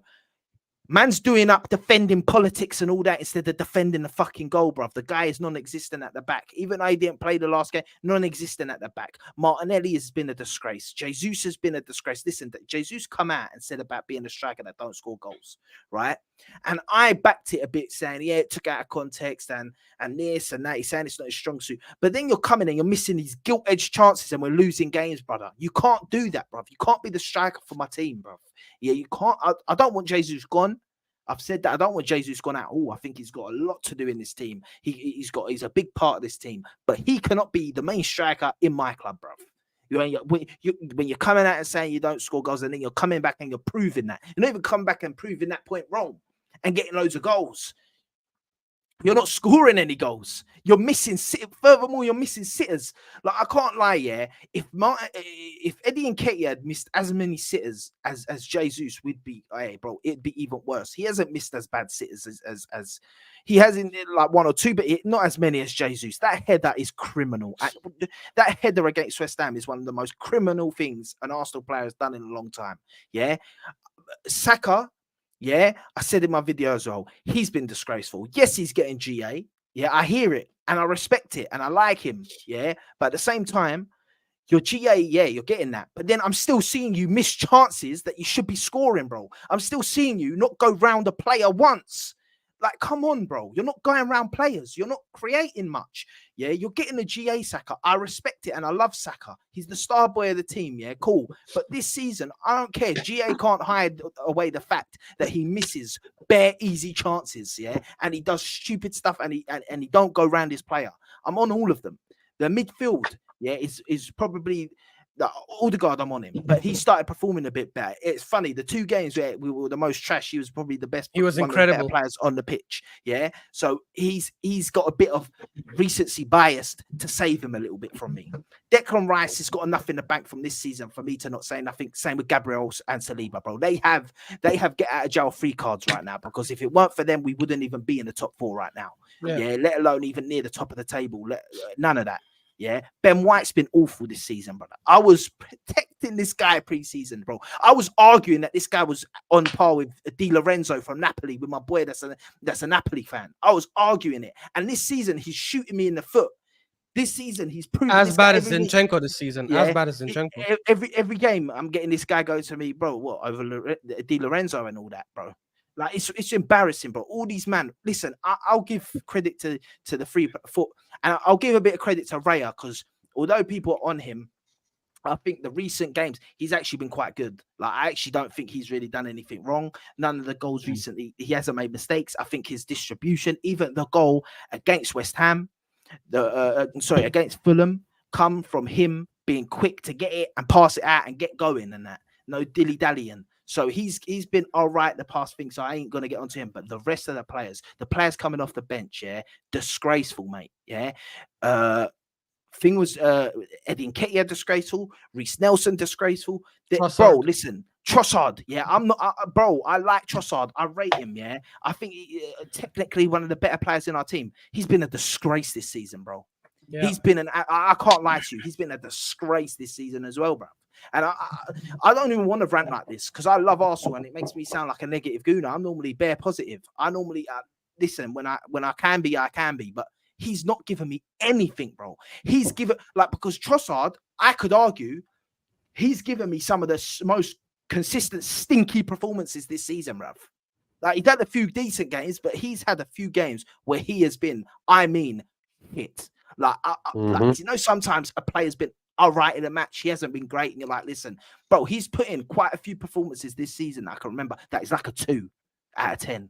Yeah, I'll be honest, and I love Trossard, and I don't know if it's the cutting and changing, if it seems to be that left-hand side at the moment seems cursed right now. Maybe it's the left back being Zinchenko being, but then Zinchenko's been all right going forward. It's just he can't defend, bro. He's too busy defending politicians, bruv, and politics, bruv, instead of defending Arsenal Football Club's goal. So listen, yeah, as I say, like, I raged, and you see, and I'm on the manager as well. He needs to fix up real quick, because at the end of the day, bro, I'm not Arteta out. I'm not Arteta out at all. I think we've been progressing every season. I think we have had a bit of misfortune this season as well, not to back him. But like, sometimes I'm one of them that we can get onto the manager as we can get onto the manager, yeah. But when these guys are putting in stinkers, like these players, like, I'm talking, they can't pass the ball to each other, bruv. That ain't the manager. I'm sorry. People can say, yeah, no, these same guys under the same manager was doing all this, bruv. Recently, it's them, man. It's them, man, passing, doing short passing and mishitting the pass and overhitting it and underhitting it and passing it out. It's these, man. Yes, obviously the manager has got something to do with confidence. I hear it. But these men shouldn't need any confidence from the manager. Bro, we're sitting top. We're sitting top. We beat City this season. We drew with Liverpool, the 2 rivals. We haven't lost to the 2 guys we're going up against. And then we go and fumble the bag against 2 London derbies, bruv. Against Fulham, that have taken 4 points off us this season, and West Ham that has beaten us twice this season, knocked us out of a cup. They knocked us out of a cup and we didn't even go to them and think, you know what, we're sticking it on these guys, bro. We stuck it on them. We didn't want to finish our dinner, bro. Yeah, and then these men finished their dinner. 2 chances finished their dinner, bro. Like, they're showing you up. You're playing for Arsenal Football Club. Jared Bowen's looking like he's better than any of the attackers on our team. Bro, it's embarrassing. Honestly. I'll be real. The shades are staying out for a while because they're pissing me off. Bro, I'm hurting, man. I'm hurting. Real talk. They've ruined my season, bro. Because I tell you now, we ain't winning this season. There's nothing that anyone could tell me. I don't even think we could sign players enough to tell me we're gonna win this season, bro. I'll be honest. We're not winning the league this season, and it's. Listen, for me, we're probably more likely. It still won't happen, but I'm just saying what's more likely to win the Champions League than the Premier League this season, and that ain't happening. The best we got is an FA Cup. An FA Cup, a good Champions League run, and finish comfortably in the top 4, bruv. That's the best we got this season, in my opinion. Unless the only inkling of thing I could say is maybe you bring in the party comes back and you start performing like last season, but I just can't see that. For me, I'm done ranting. Nah, man, look, I hear you, bro. I hear you. I sat up the streets for days as well, unfortunately. Back-to-back defeats during the holidays. I took off this week, and this is how bad it had to start. Look, I'm going to preface what I'm going to say by first saying I'm not Arteta out, right? I think he's definitely showed us a lot of progression. He's built the team back to a place where we can challenge for the title. I think what he's done last couple of years has been incredible, right? Above what I expected. So there's no way I'm going to say Arteta out. I think the least he's earned is to see out the season and prove people wrong, right? So I'm going to preface what I'm going to rant on by saying this first. However, with that being said, I'm seeing stupid tweets and statements by Arsenal fans. Oh, by the way, he's only got 18 months contract left. Give him an extension before Real Madrid and Bayern Munich and all these teams come sniffing. Are you daft? Are you daft? What kind of loser mentality of a fan base we have? Again, I'm not saying Arteta out. I think anyone who says Arteta out right now in the middle of the season, that's also being stupid. I think that's extremely stupid because you have to give him a chance to overturn it because he has shown us in the past that he can show progression, he can improve. But to say give him a contract extension. So let's say we finish 10 points behind City this season. We end with no trophies like last year, right? We get smashed in the Champions League. Are you still saying give him a contract extension in the summer? That's idiotic. That's idiotic. And look, the West Ham and the Fulham games, for me, both are on Arteta. Right? Yes, we missed chances against West Ham, 100%. 30 chances, you definitely can only blame the players on that. He cannot come and take the ball from the place and put it in the net for them. But for me, the West Ham and the Fulham games are a culmination of what we have been seeing all season, which I backed initially, thinking that this is the mature way of playing. We're starting a bit slow. We don't want to start gung-ho like we did last season, and then we got gassed out towards the end where it really mattered. I thought he's trying to pace it. But we're now 20 games into the season, and you haven't picked up that pace at all. I know you guys are tired of me using this reference many times about ping pong, but why can't we turn every game we play in the Premier League, except for Liverpool and City? Because I understand that if we go machine for machine against Liverpool and City, they have the attack that can punish us, right? Sometimes they need half a chance to score. Although Liverpool have also been missing chances this season. Against every other Premier League team, if you guys notice, there's a trend. We're so scared to freaking concede. We're so scared to concede that even the way we build up, it's slow. It's a bit like methodical. It's very careful. It's planned, very systematic, very robotic. There's no creativity. There's no players like making runs inside. We don't overload the box. I don't know if it was the West Ham or Fulham game. There was a time when we had the ball at either side of the flanks, and there's no one in the box. There's no one in the box. The centre backs are standing together, as I said, having chai, drinking tea, having shawarma, speaking to the goalkeeper, talking about like what they did that weekend. Oh, how's the wife? Yeah. How the kids going? All good? Yeah. Because there's nothing for them to do. When you watch the big teams, and I'm going to say big teams, I don't give a shit because we cannot come and say Arsenal are a top 5, top 6, top 7 team in the world right now, and we should be put in that category, given how much money we spent and given the players we have. We cannot be saying we're in that category and not be willing to compare us to Bayern Munich and Real Madrid and all these other teams. The fact is, when you watch these teams play, they take risks when they're building up. I was having an argument on Twitter with someone. I think his name is Arteta's Revolution. Big up to Arteta's Revolution. I was having an argument with him because I was watching the Liverpool game and I was tweeting, "Yo, what an exciting game! But if it goes like this, attack for attack, Liverpool are definitely gonna win because they have the gunpowder, right, to end up scoring a couple of chances." And he was tweeting me, "Oh, look, Isaac equalized. See, there you go.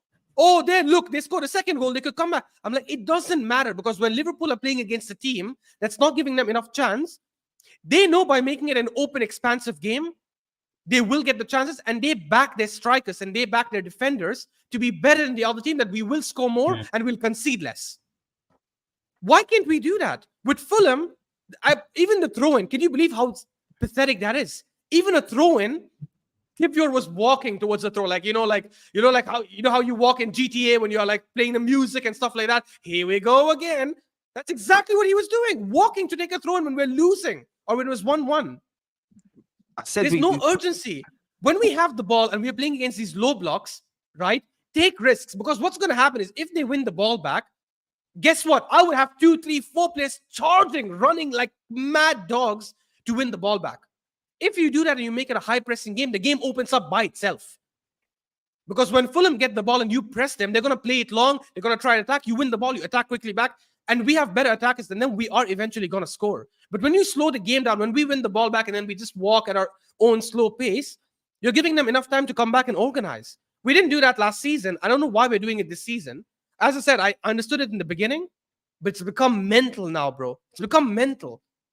And in both the West Ham and the Fulham game, including West Ham, by the way, where we created chances, I feel if we attacked a lot more and we took a lot more risks, we probably would have won both games.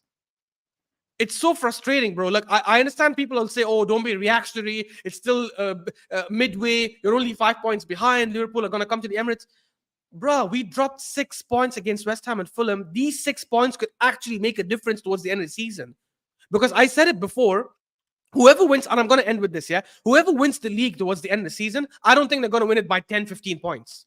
I think they're going to win it by 3, 4, 5 points max from the second place.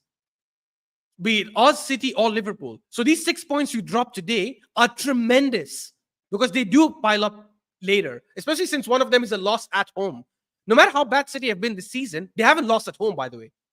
Liverpool, no matter how bad they've been this season, they drew 2 consecutive games at home to United and Arsenal, but they haven't lost the season at home.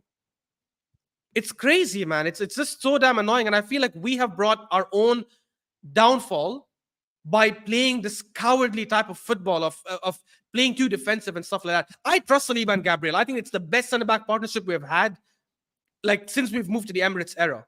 Yeah. So I don't mind if they get countered a little bit more because I know they can deal with it. Yeah. All right, Sads and T, let me say one more quick thing and then I'm yeah. First of all, I said this season we were sitting in second gear for the longest time, waiting for us to go to third, fourth, fifth gear, and we've gone in reverse. It's mad. Second of all, I just want to obviously shout out MDL in the comments, but I read one of the things he said. Havertz also hindering the whole left side. That's a cop-out, bruv. That's a cop-out because the whole left side, the whole, listen, the left-hand side, no. Hold on. That left-hand side against West Ham was the shittest part of the pitch. That left-hand side against West Ham was the shittest part of the pitch, and Havertz didn't play. I don't want to hear it. Yes, Havertz was horrendous. Might not make it better. He might not make it better, but I'm telling you now, that is no excuse, to make Martinelli. Listen, Havertz playing on that side don't mean like when Martinelli gets the ball, he does shit. Like, I'm sorry, that don't mean when he gets the ball, he runs it off the pitch. He don't go around a player. He goes around one player and he overdoes it and loses it. Bro, come on. Zinchenko defensively, that's... Bro, someone said this. Someone said this on a space. Someone said this on a space. Sorry, Sad, just 1 sec. Someone said this in a space, by the way, right? Before the Fulham game. They're like, people keep saying doubled up, which, by the way, is absolute nonsense. Luiz Diaz was doubled up against Newcastle, skinned both defenders, ran in and created a clear-cut chance that they missed. I think Nunes missed it. I can't remember, right? But he said, people are saying Martinelli's doubled up, I can't remember who said it. I want to give him credit for that. But anyways, he's like, whoever's saying Martinelli's doubled up, I promise you, watch him in the Fulham game. He will get situations where he's one-on-one with a fullback and he still won't dribble. Because he will think, oh, there's a ghost over there who's also doubling up with the fullback, and I have to go pass it back. For whatever reason, he's lost that confidence. I agree Havertz is ruining the balance a little bit. I agree with that. The shape has changed. But Martinelli himself has been playing like a coward this season, just like Saka on the right side. So the only thing I'll say is that with a Havertz, with a Xhaka-like player, we wouldn't have this unbalance on the left side. I think on the left side you'd have a bit more balance, and I'll tell you for why. Because Xhaka going forward was able to overlap on Martinelli, offer him a pass, yeah. And the exact same thing you can say for Zinchenko. Zinchenko used to cover Xhaka used to cover Zinchenko a lot. Whenever he'd go into midfield, Xhaka would normally kind of drop deep and then cover that left back position if a team got the ball back and Zinchenko is in the midfield. Yeah. Also with Havertz takes up the space that Martinelli is supposed to be going into. He takes that space up. Yeah. Although in the West Ham game, Havertz didn't play. That game overall, on that left side, I think we can all comfortably say that Trossard wasn't offering anything. The only counter I'll have to that side is even the right side has been dead this season. I think it's a managerial instruction. No, I think he's been telling them slow the game down and just control the ball. I really do. And that's the problem. When Havertz gets the ball, he slows the game down. But us as a team, whenever we're on a counter attack, it has to be quick. It has to be fast. But it hasn't been. You can't slow the game down. Havertz slows the game down. Havertz gets the ball, he starts looking around, he slows the ball down, he waits, he tries to see, he offers a pass. Against Fulham, there was like twice where Martinelli made a run in behind and wasn't even looked at by Havertz. Same with Declan Rice at the time. Bro. Like Martinelli, I will just say it's not just Havertz, bro. I'm going to share a video. Sad, I'm going to share a video with you. I don't know if you'll be able to show it. I can't show it on here. I've seen the video. Fair. I've seen the video already. The Partey one of all of them missing passes. Yeah. No, exactly. And by the way, half of those passes, I don't want to disrespect him because he's been our best player this season. Half of them were from Declan Rice, which I'm not naming with Declan Rice though is the only thing I'll say with Declan Rice though, although he can't break the lines like a Partey, he still at the moment leads in the whole of Europe for progressive passes made. Bro, but these progressive passes, we know how these stats work. They did the same thing with Jorginho. These progressive passes could be someone who's forward ahead of you, but like has nowhere to go beyond that. When we looked at the video, if you saw the video, right? There were a lot of passes where someone like Odegaard, for example, is in a space where if he receives the ball there, he turns into a very dangerous position because it's completely open space. For me, because I think the way they define a progressive pass is if it's forward, right? But if I pass forward to Saka, who has two people on him, that does nothing for me because when he gets the ball, he's done. It's crowded. And I've seen Declan Rice himself carry the ball and run. And I had this argument with people as well on spaces where sometimes Declan Rice, you know how he does this amazing run where he gets the ball in our half and goes through 2-3 guys. Have you guys noticed that none of them have ended well? Every single one of them, he makes the wrong decision in the end. Before people go jump on on places and Ashraf is berating Declan Rice. He hates Declan Rice. Oh, he sucks. Bro, Declan Rice is the best DM in the league. I'm saying this hands down. This season, he's been the best DM in the league. He's one of the best DMs, if not the best in the world, right? He's been the best midfielder in the league this season. That doesn't mean he is above criticism. When he makes those runs past 3-4 people, yes, it's incredible. It looks so good on the eye. But every single time he comes to the final third, then he makes the wrong decision because, hey, fair enough, he doesn't have that game. He will improve on it later. But the fact is, I think because of Arteta's instructions, because these guys are not stupid. They're all very good players. I think because of Arteta's instructions to keep the ball, slow it down, retain the ball, you will get the opportunity. Just be patient, blah, blah, blah, blah, blah. These players are also not looking for these kind of risky passes anyways. I don't think they're missing it because they're blind. I think they're missing it because they're like, hey, we shouldn't take risky passes. Let's build slowly from the flanks, which is annoying as hell. Bro, and that's what I'm trying to say. With the Havertz thing, I'm not trying to say that the game ain't changed for Havertz and certain things ain't get changed. I'm not saying that, but I think that a lot of people try to use him as a scapegoat to not just admit that the player that they love, like Martinelli, has been trashed this season. Because theoretically, if we want to use this logic, Declan Rice coming into our team over Thomas Partey has made Odegaard and Saka worse players than. That's what technically we're saying, because last season when they had Partey there and they were getting the pass for Partey and that, they were balling out, bro. No, they've just been trash. You can't blame other players for him being trash. I get what you're saying, but Martinelli gets the ball a lot. He gets, and don't forget, there was a lot of games, and there was a lot of games when when Havertz weren't even on the pitch, bro. We're forgetting that Havertz actually got dropped for a little bit and then earned his way back into the team by being one of the better players on the pitch. So yeah, you could say that but come on, bro, step it up.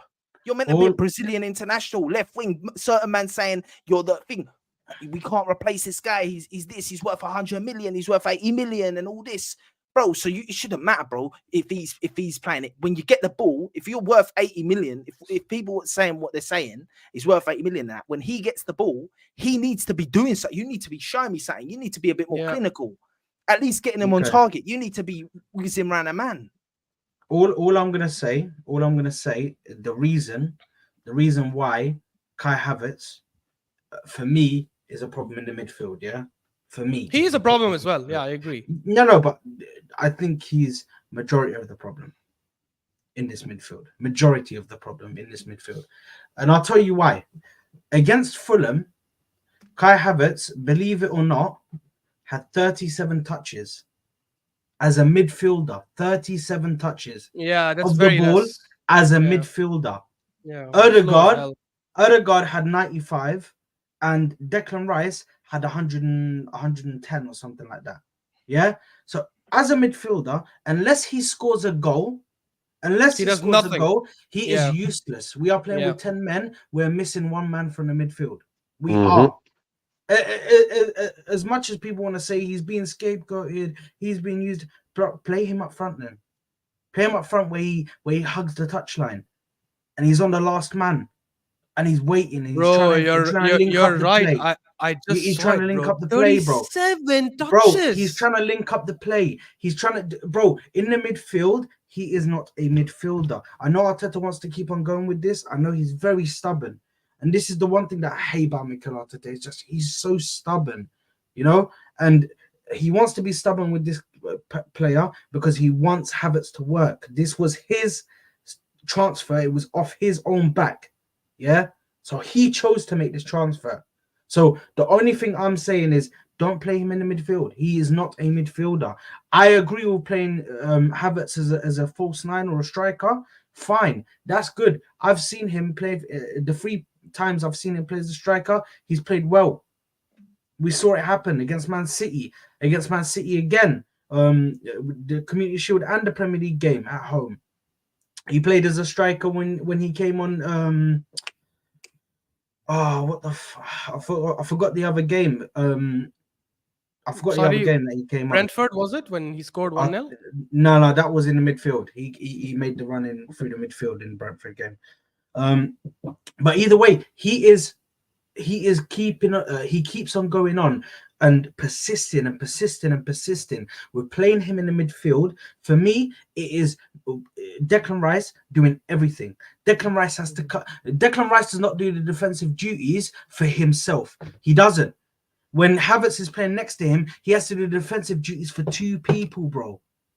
But Sad, can I ask you a question on this though? But okay, I agree with you because 37 touches, by the way, is pathetic. It's crazy. Especially when Odegaard has 82 and Declan Rice has 117. But yes. I just want to ask a question on this though. Who do we start though over there? Who else do we start? Keep on going with Trossard, I'd say. If not, go with ESR. Go with ESR, bro. Not Jorginho and play Rice on the 8. Would progress. I mean, you can go with Jorginho. You can go with Jorginho, but then if you go with Jorginho, it completely cancels out what's his name? It completely cancels out Odegaard. Odegaard can't play. Bro, we need Partey back. You know what I mean? Now, bro. So the only real thing for us in regards to the only real thing for us to do right now is to get Thomas Partey back. That's the main thing. That's the main thing that we can really do. And even here, look, I checked it. I was like, let me guess how many shots. Let me guess how many touches he had against Liverpool. I bet you any money it's under 40. Bro. 39, bro. 39 touches. Guys, this Odegaard has is 82 and Rice has this 90, 91. this He is has a less than half the touches of other midfielders. this is a midfielder. Let's go to Brighton. Let's go to Brighton. A game that we completely dominated. He got a goal in. Yeah, let me just see how many touches he got. If it's under 40, he has I'm 41. gonna be fuming. 41 that game. 41 touches, and that's a game that we completely dominated. That's a No, game but that we even completely then, dominated. Odegaard has 74 and Declan Rice has 71. So even then, you're like almost at half, a little more than half compared to the other two midfielders. So What is going on, bro? this is what I'm saying, yeah. Because I had a look at the stats before I speak, bro. Because I don't want to be one of these guys that just picks a player and picks on him for no reason, yeah. My reasoning is very well established in the fact that this guy is in the midfield. He is killing our midfield because of the lack of touches, because of how much he doesn't want to get involved. And when he does get involved, he's always the one to slow down the attack. Always. So I can't sit there and put full blame on Martinelli because he's on Martinelli's side. What am I supposed to do? Listen, I've been raging a lot. Apologies, boys. I've been raging a lot. I've got a lot of emotion that needed to come out in this stream. A lot's been going on. But yeah, look, I agree with everything you said, Sads, by the way. I just want to say I agree with everything. He is a problem in our midfield, but I don't like using him in the midfield as a reason for why Martinelli's been shit. That is all I'm saying. It's a factor, though. It's a factor. It plays as a factor to why he's been shit. Can you imagine? Just picture this, yeah? Picture this. You're Martinelli, and you've had Xhaka last season with you. Xhaka was consistently getting the ball to you as fast as possible. You look at the difference between Xhaka. I brought the stats up in the space. Ashraf, you were there, bro. Havertz. Xhaka was consistently doing 2 more progressive passes a game. 2 more progressive passes to Martinelli. Martinelli's received progressive passes received has gone down drastically since Havertz has been in this team. Drastically, because he's not getting the ball to him, bro. He's being literally starved of the ball when Havertz is on that side. The only times I see Martinelli really getting the ball is when Trossard played in that position. If you actually go in deep, you actually go watch the games back. A lot of the times when he gets the ball is when Havertz is not in that team, and when Trossard is there, and then they get the ball because there's space there for him to get the ball to him. But listen, I know that Martinelli is bad. I know that Martinelli has not been performing good today, this season, 100%. But that plays a factor to it. How can you be going from Xhaka and he's offering you that much support to go into Havertz, who offers you near to nothing? That's all I'm saying, guys. I'm not trying to make any excuses for him. You know what I mean? But T, I know T been wanting to speak, bro. My bad, T, bro. We just went on a whole tangent, bro. Yeah, no problem. No problem. Everyone needs to get out their emotions. But what you guys are saying, I've said before. You know, you're just proving me right, and I'm just sitting here with my tea and just chilling, man. Just chilling because everything you guys are saying, it's proving me right. Because I've said that Havertz plays for himself and Xhaka played for the team. I've said that Havertz looks for openings for himself to score goals instead of creating something for Martinelli. I've said all these things. I've said all these things because you don't need stats to see this. You know, the eye test is enough. Havertz brings nothing to the team. He plays for himself and not for the team. The team plays for Havertz, basically, at the moment. And maybe that's why he's our most earned player, because everyone needs to help him and needs to get him goals, you know? But everything else, yeah, I agree with what you guys said. The only thing I'll say is I've never been Arteta in to begin with. When Emery went when we sacked Emery, and I saw that Arteta was the next manager, I've never agreed with it. I've always thought, okay, what's this guy going to bring? He's a novice. Okay, it was at Manchester City, but he is a novice. That's not what this club needs right now. This club needs a true leader, because clubs with good owners don't always have the best managers, because they have good owners and the club will function at itself. You don't need a top class manager, for example, and the other way around. You need a top class manager. Look at Liverpool, for example. They have Klopp. The club has shit owners. FSG. Everyone is FSG out. Every Liverpool fan I've watched on YouTube is FSG out. The owners are terrible, but they have a top class manager in Klopp, and then you can win things. And our club, yes, we've spent money, but I've said what I said about the Kroon case. I've said what I said about Edu. I'm not going to repeat all that again. But this club doesn't need a PR manager like Arteta right now. And the only reason why I wouldn't sack him right now is because there are no other realistic good options. For example, I want a winner like Simeone, for example. I'm not saying we need to get Simeone. I'm just using him as an example. I want a winner like Simeone, for example. Yeah. And this club cannot get a coach like that at this moment. So we are basically almost forced to see this season out. And I want to give him also that because of last season. I want to give him this season to see what he can bring us. But let's not forget, guys, Martinelli, Saka, Saliba, Emi Martinez, these were all inherited players. These were not players that he bought, okay? But he developed them, though. To be fair, he developed them. Okay, but they're also really young, and young players develop at themselves as well. It's not only the coach, when you're young and when you're mature, you also develop. It's a factor of that as well. It's not only Arteta. I disagree, but okay. But anyways, I disagree, because I think the manager, a lot of players we have seen have such incredible young talent, but they don't come across the right manager that nurtures it well. I think Arteta has done. Saka already was flourishing when Emery was the coach, Saka and Martinelli was afterwards. I agree with that. Okay, I agree, but after Emi Martinez, we got two worse keepers, in my opinion, and that's because he didn't rate Emi Martinez because of one specific thing. He got a worse keeper in Ramsdale, who's not good with his feet to begin with, so that's a weird one. And then he got David Raya, who he fell in love with a few years ago when he was 23, 24, and now he still wanted him, and then he got him for Arsenal, even though we didn't need the keeper. We've bought players like Jakub Kiwior to 25 million, Fabio Vieira 35 million. We gave Nketiah and Nelson big contracts. We gave Elneny another contract when this guy doesn't play. And apart from that, most of the players that he bought into this club, and I've said this time and time again, these are not good players. Okay, I don't rate Zinchenko.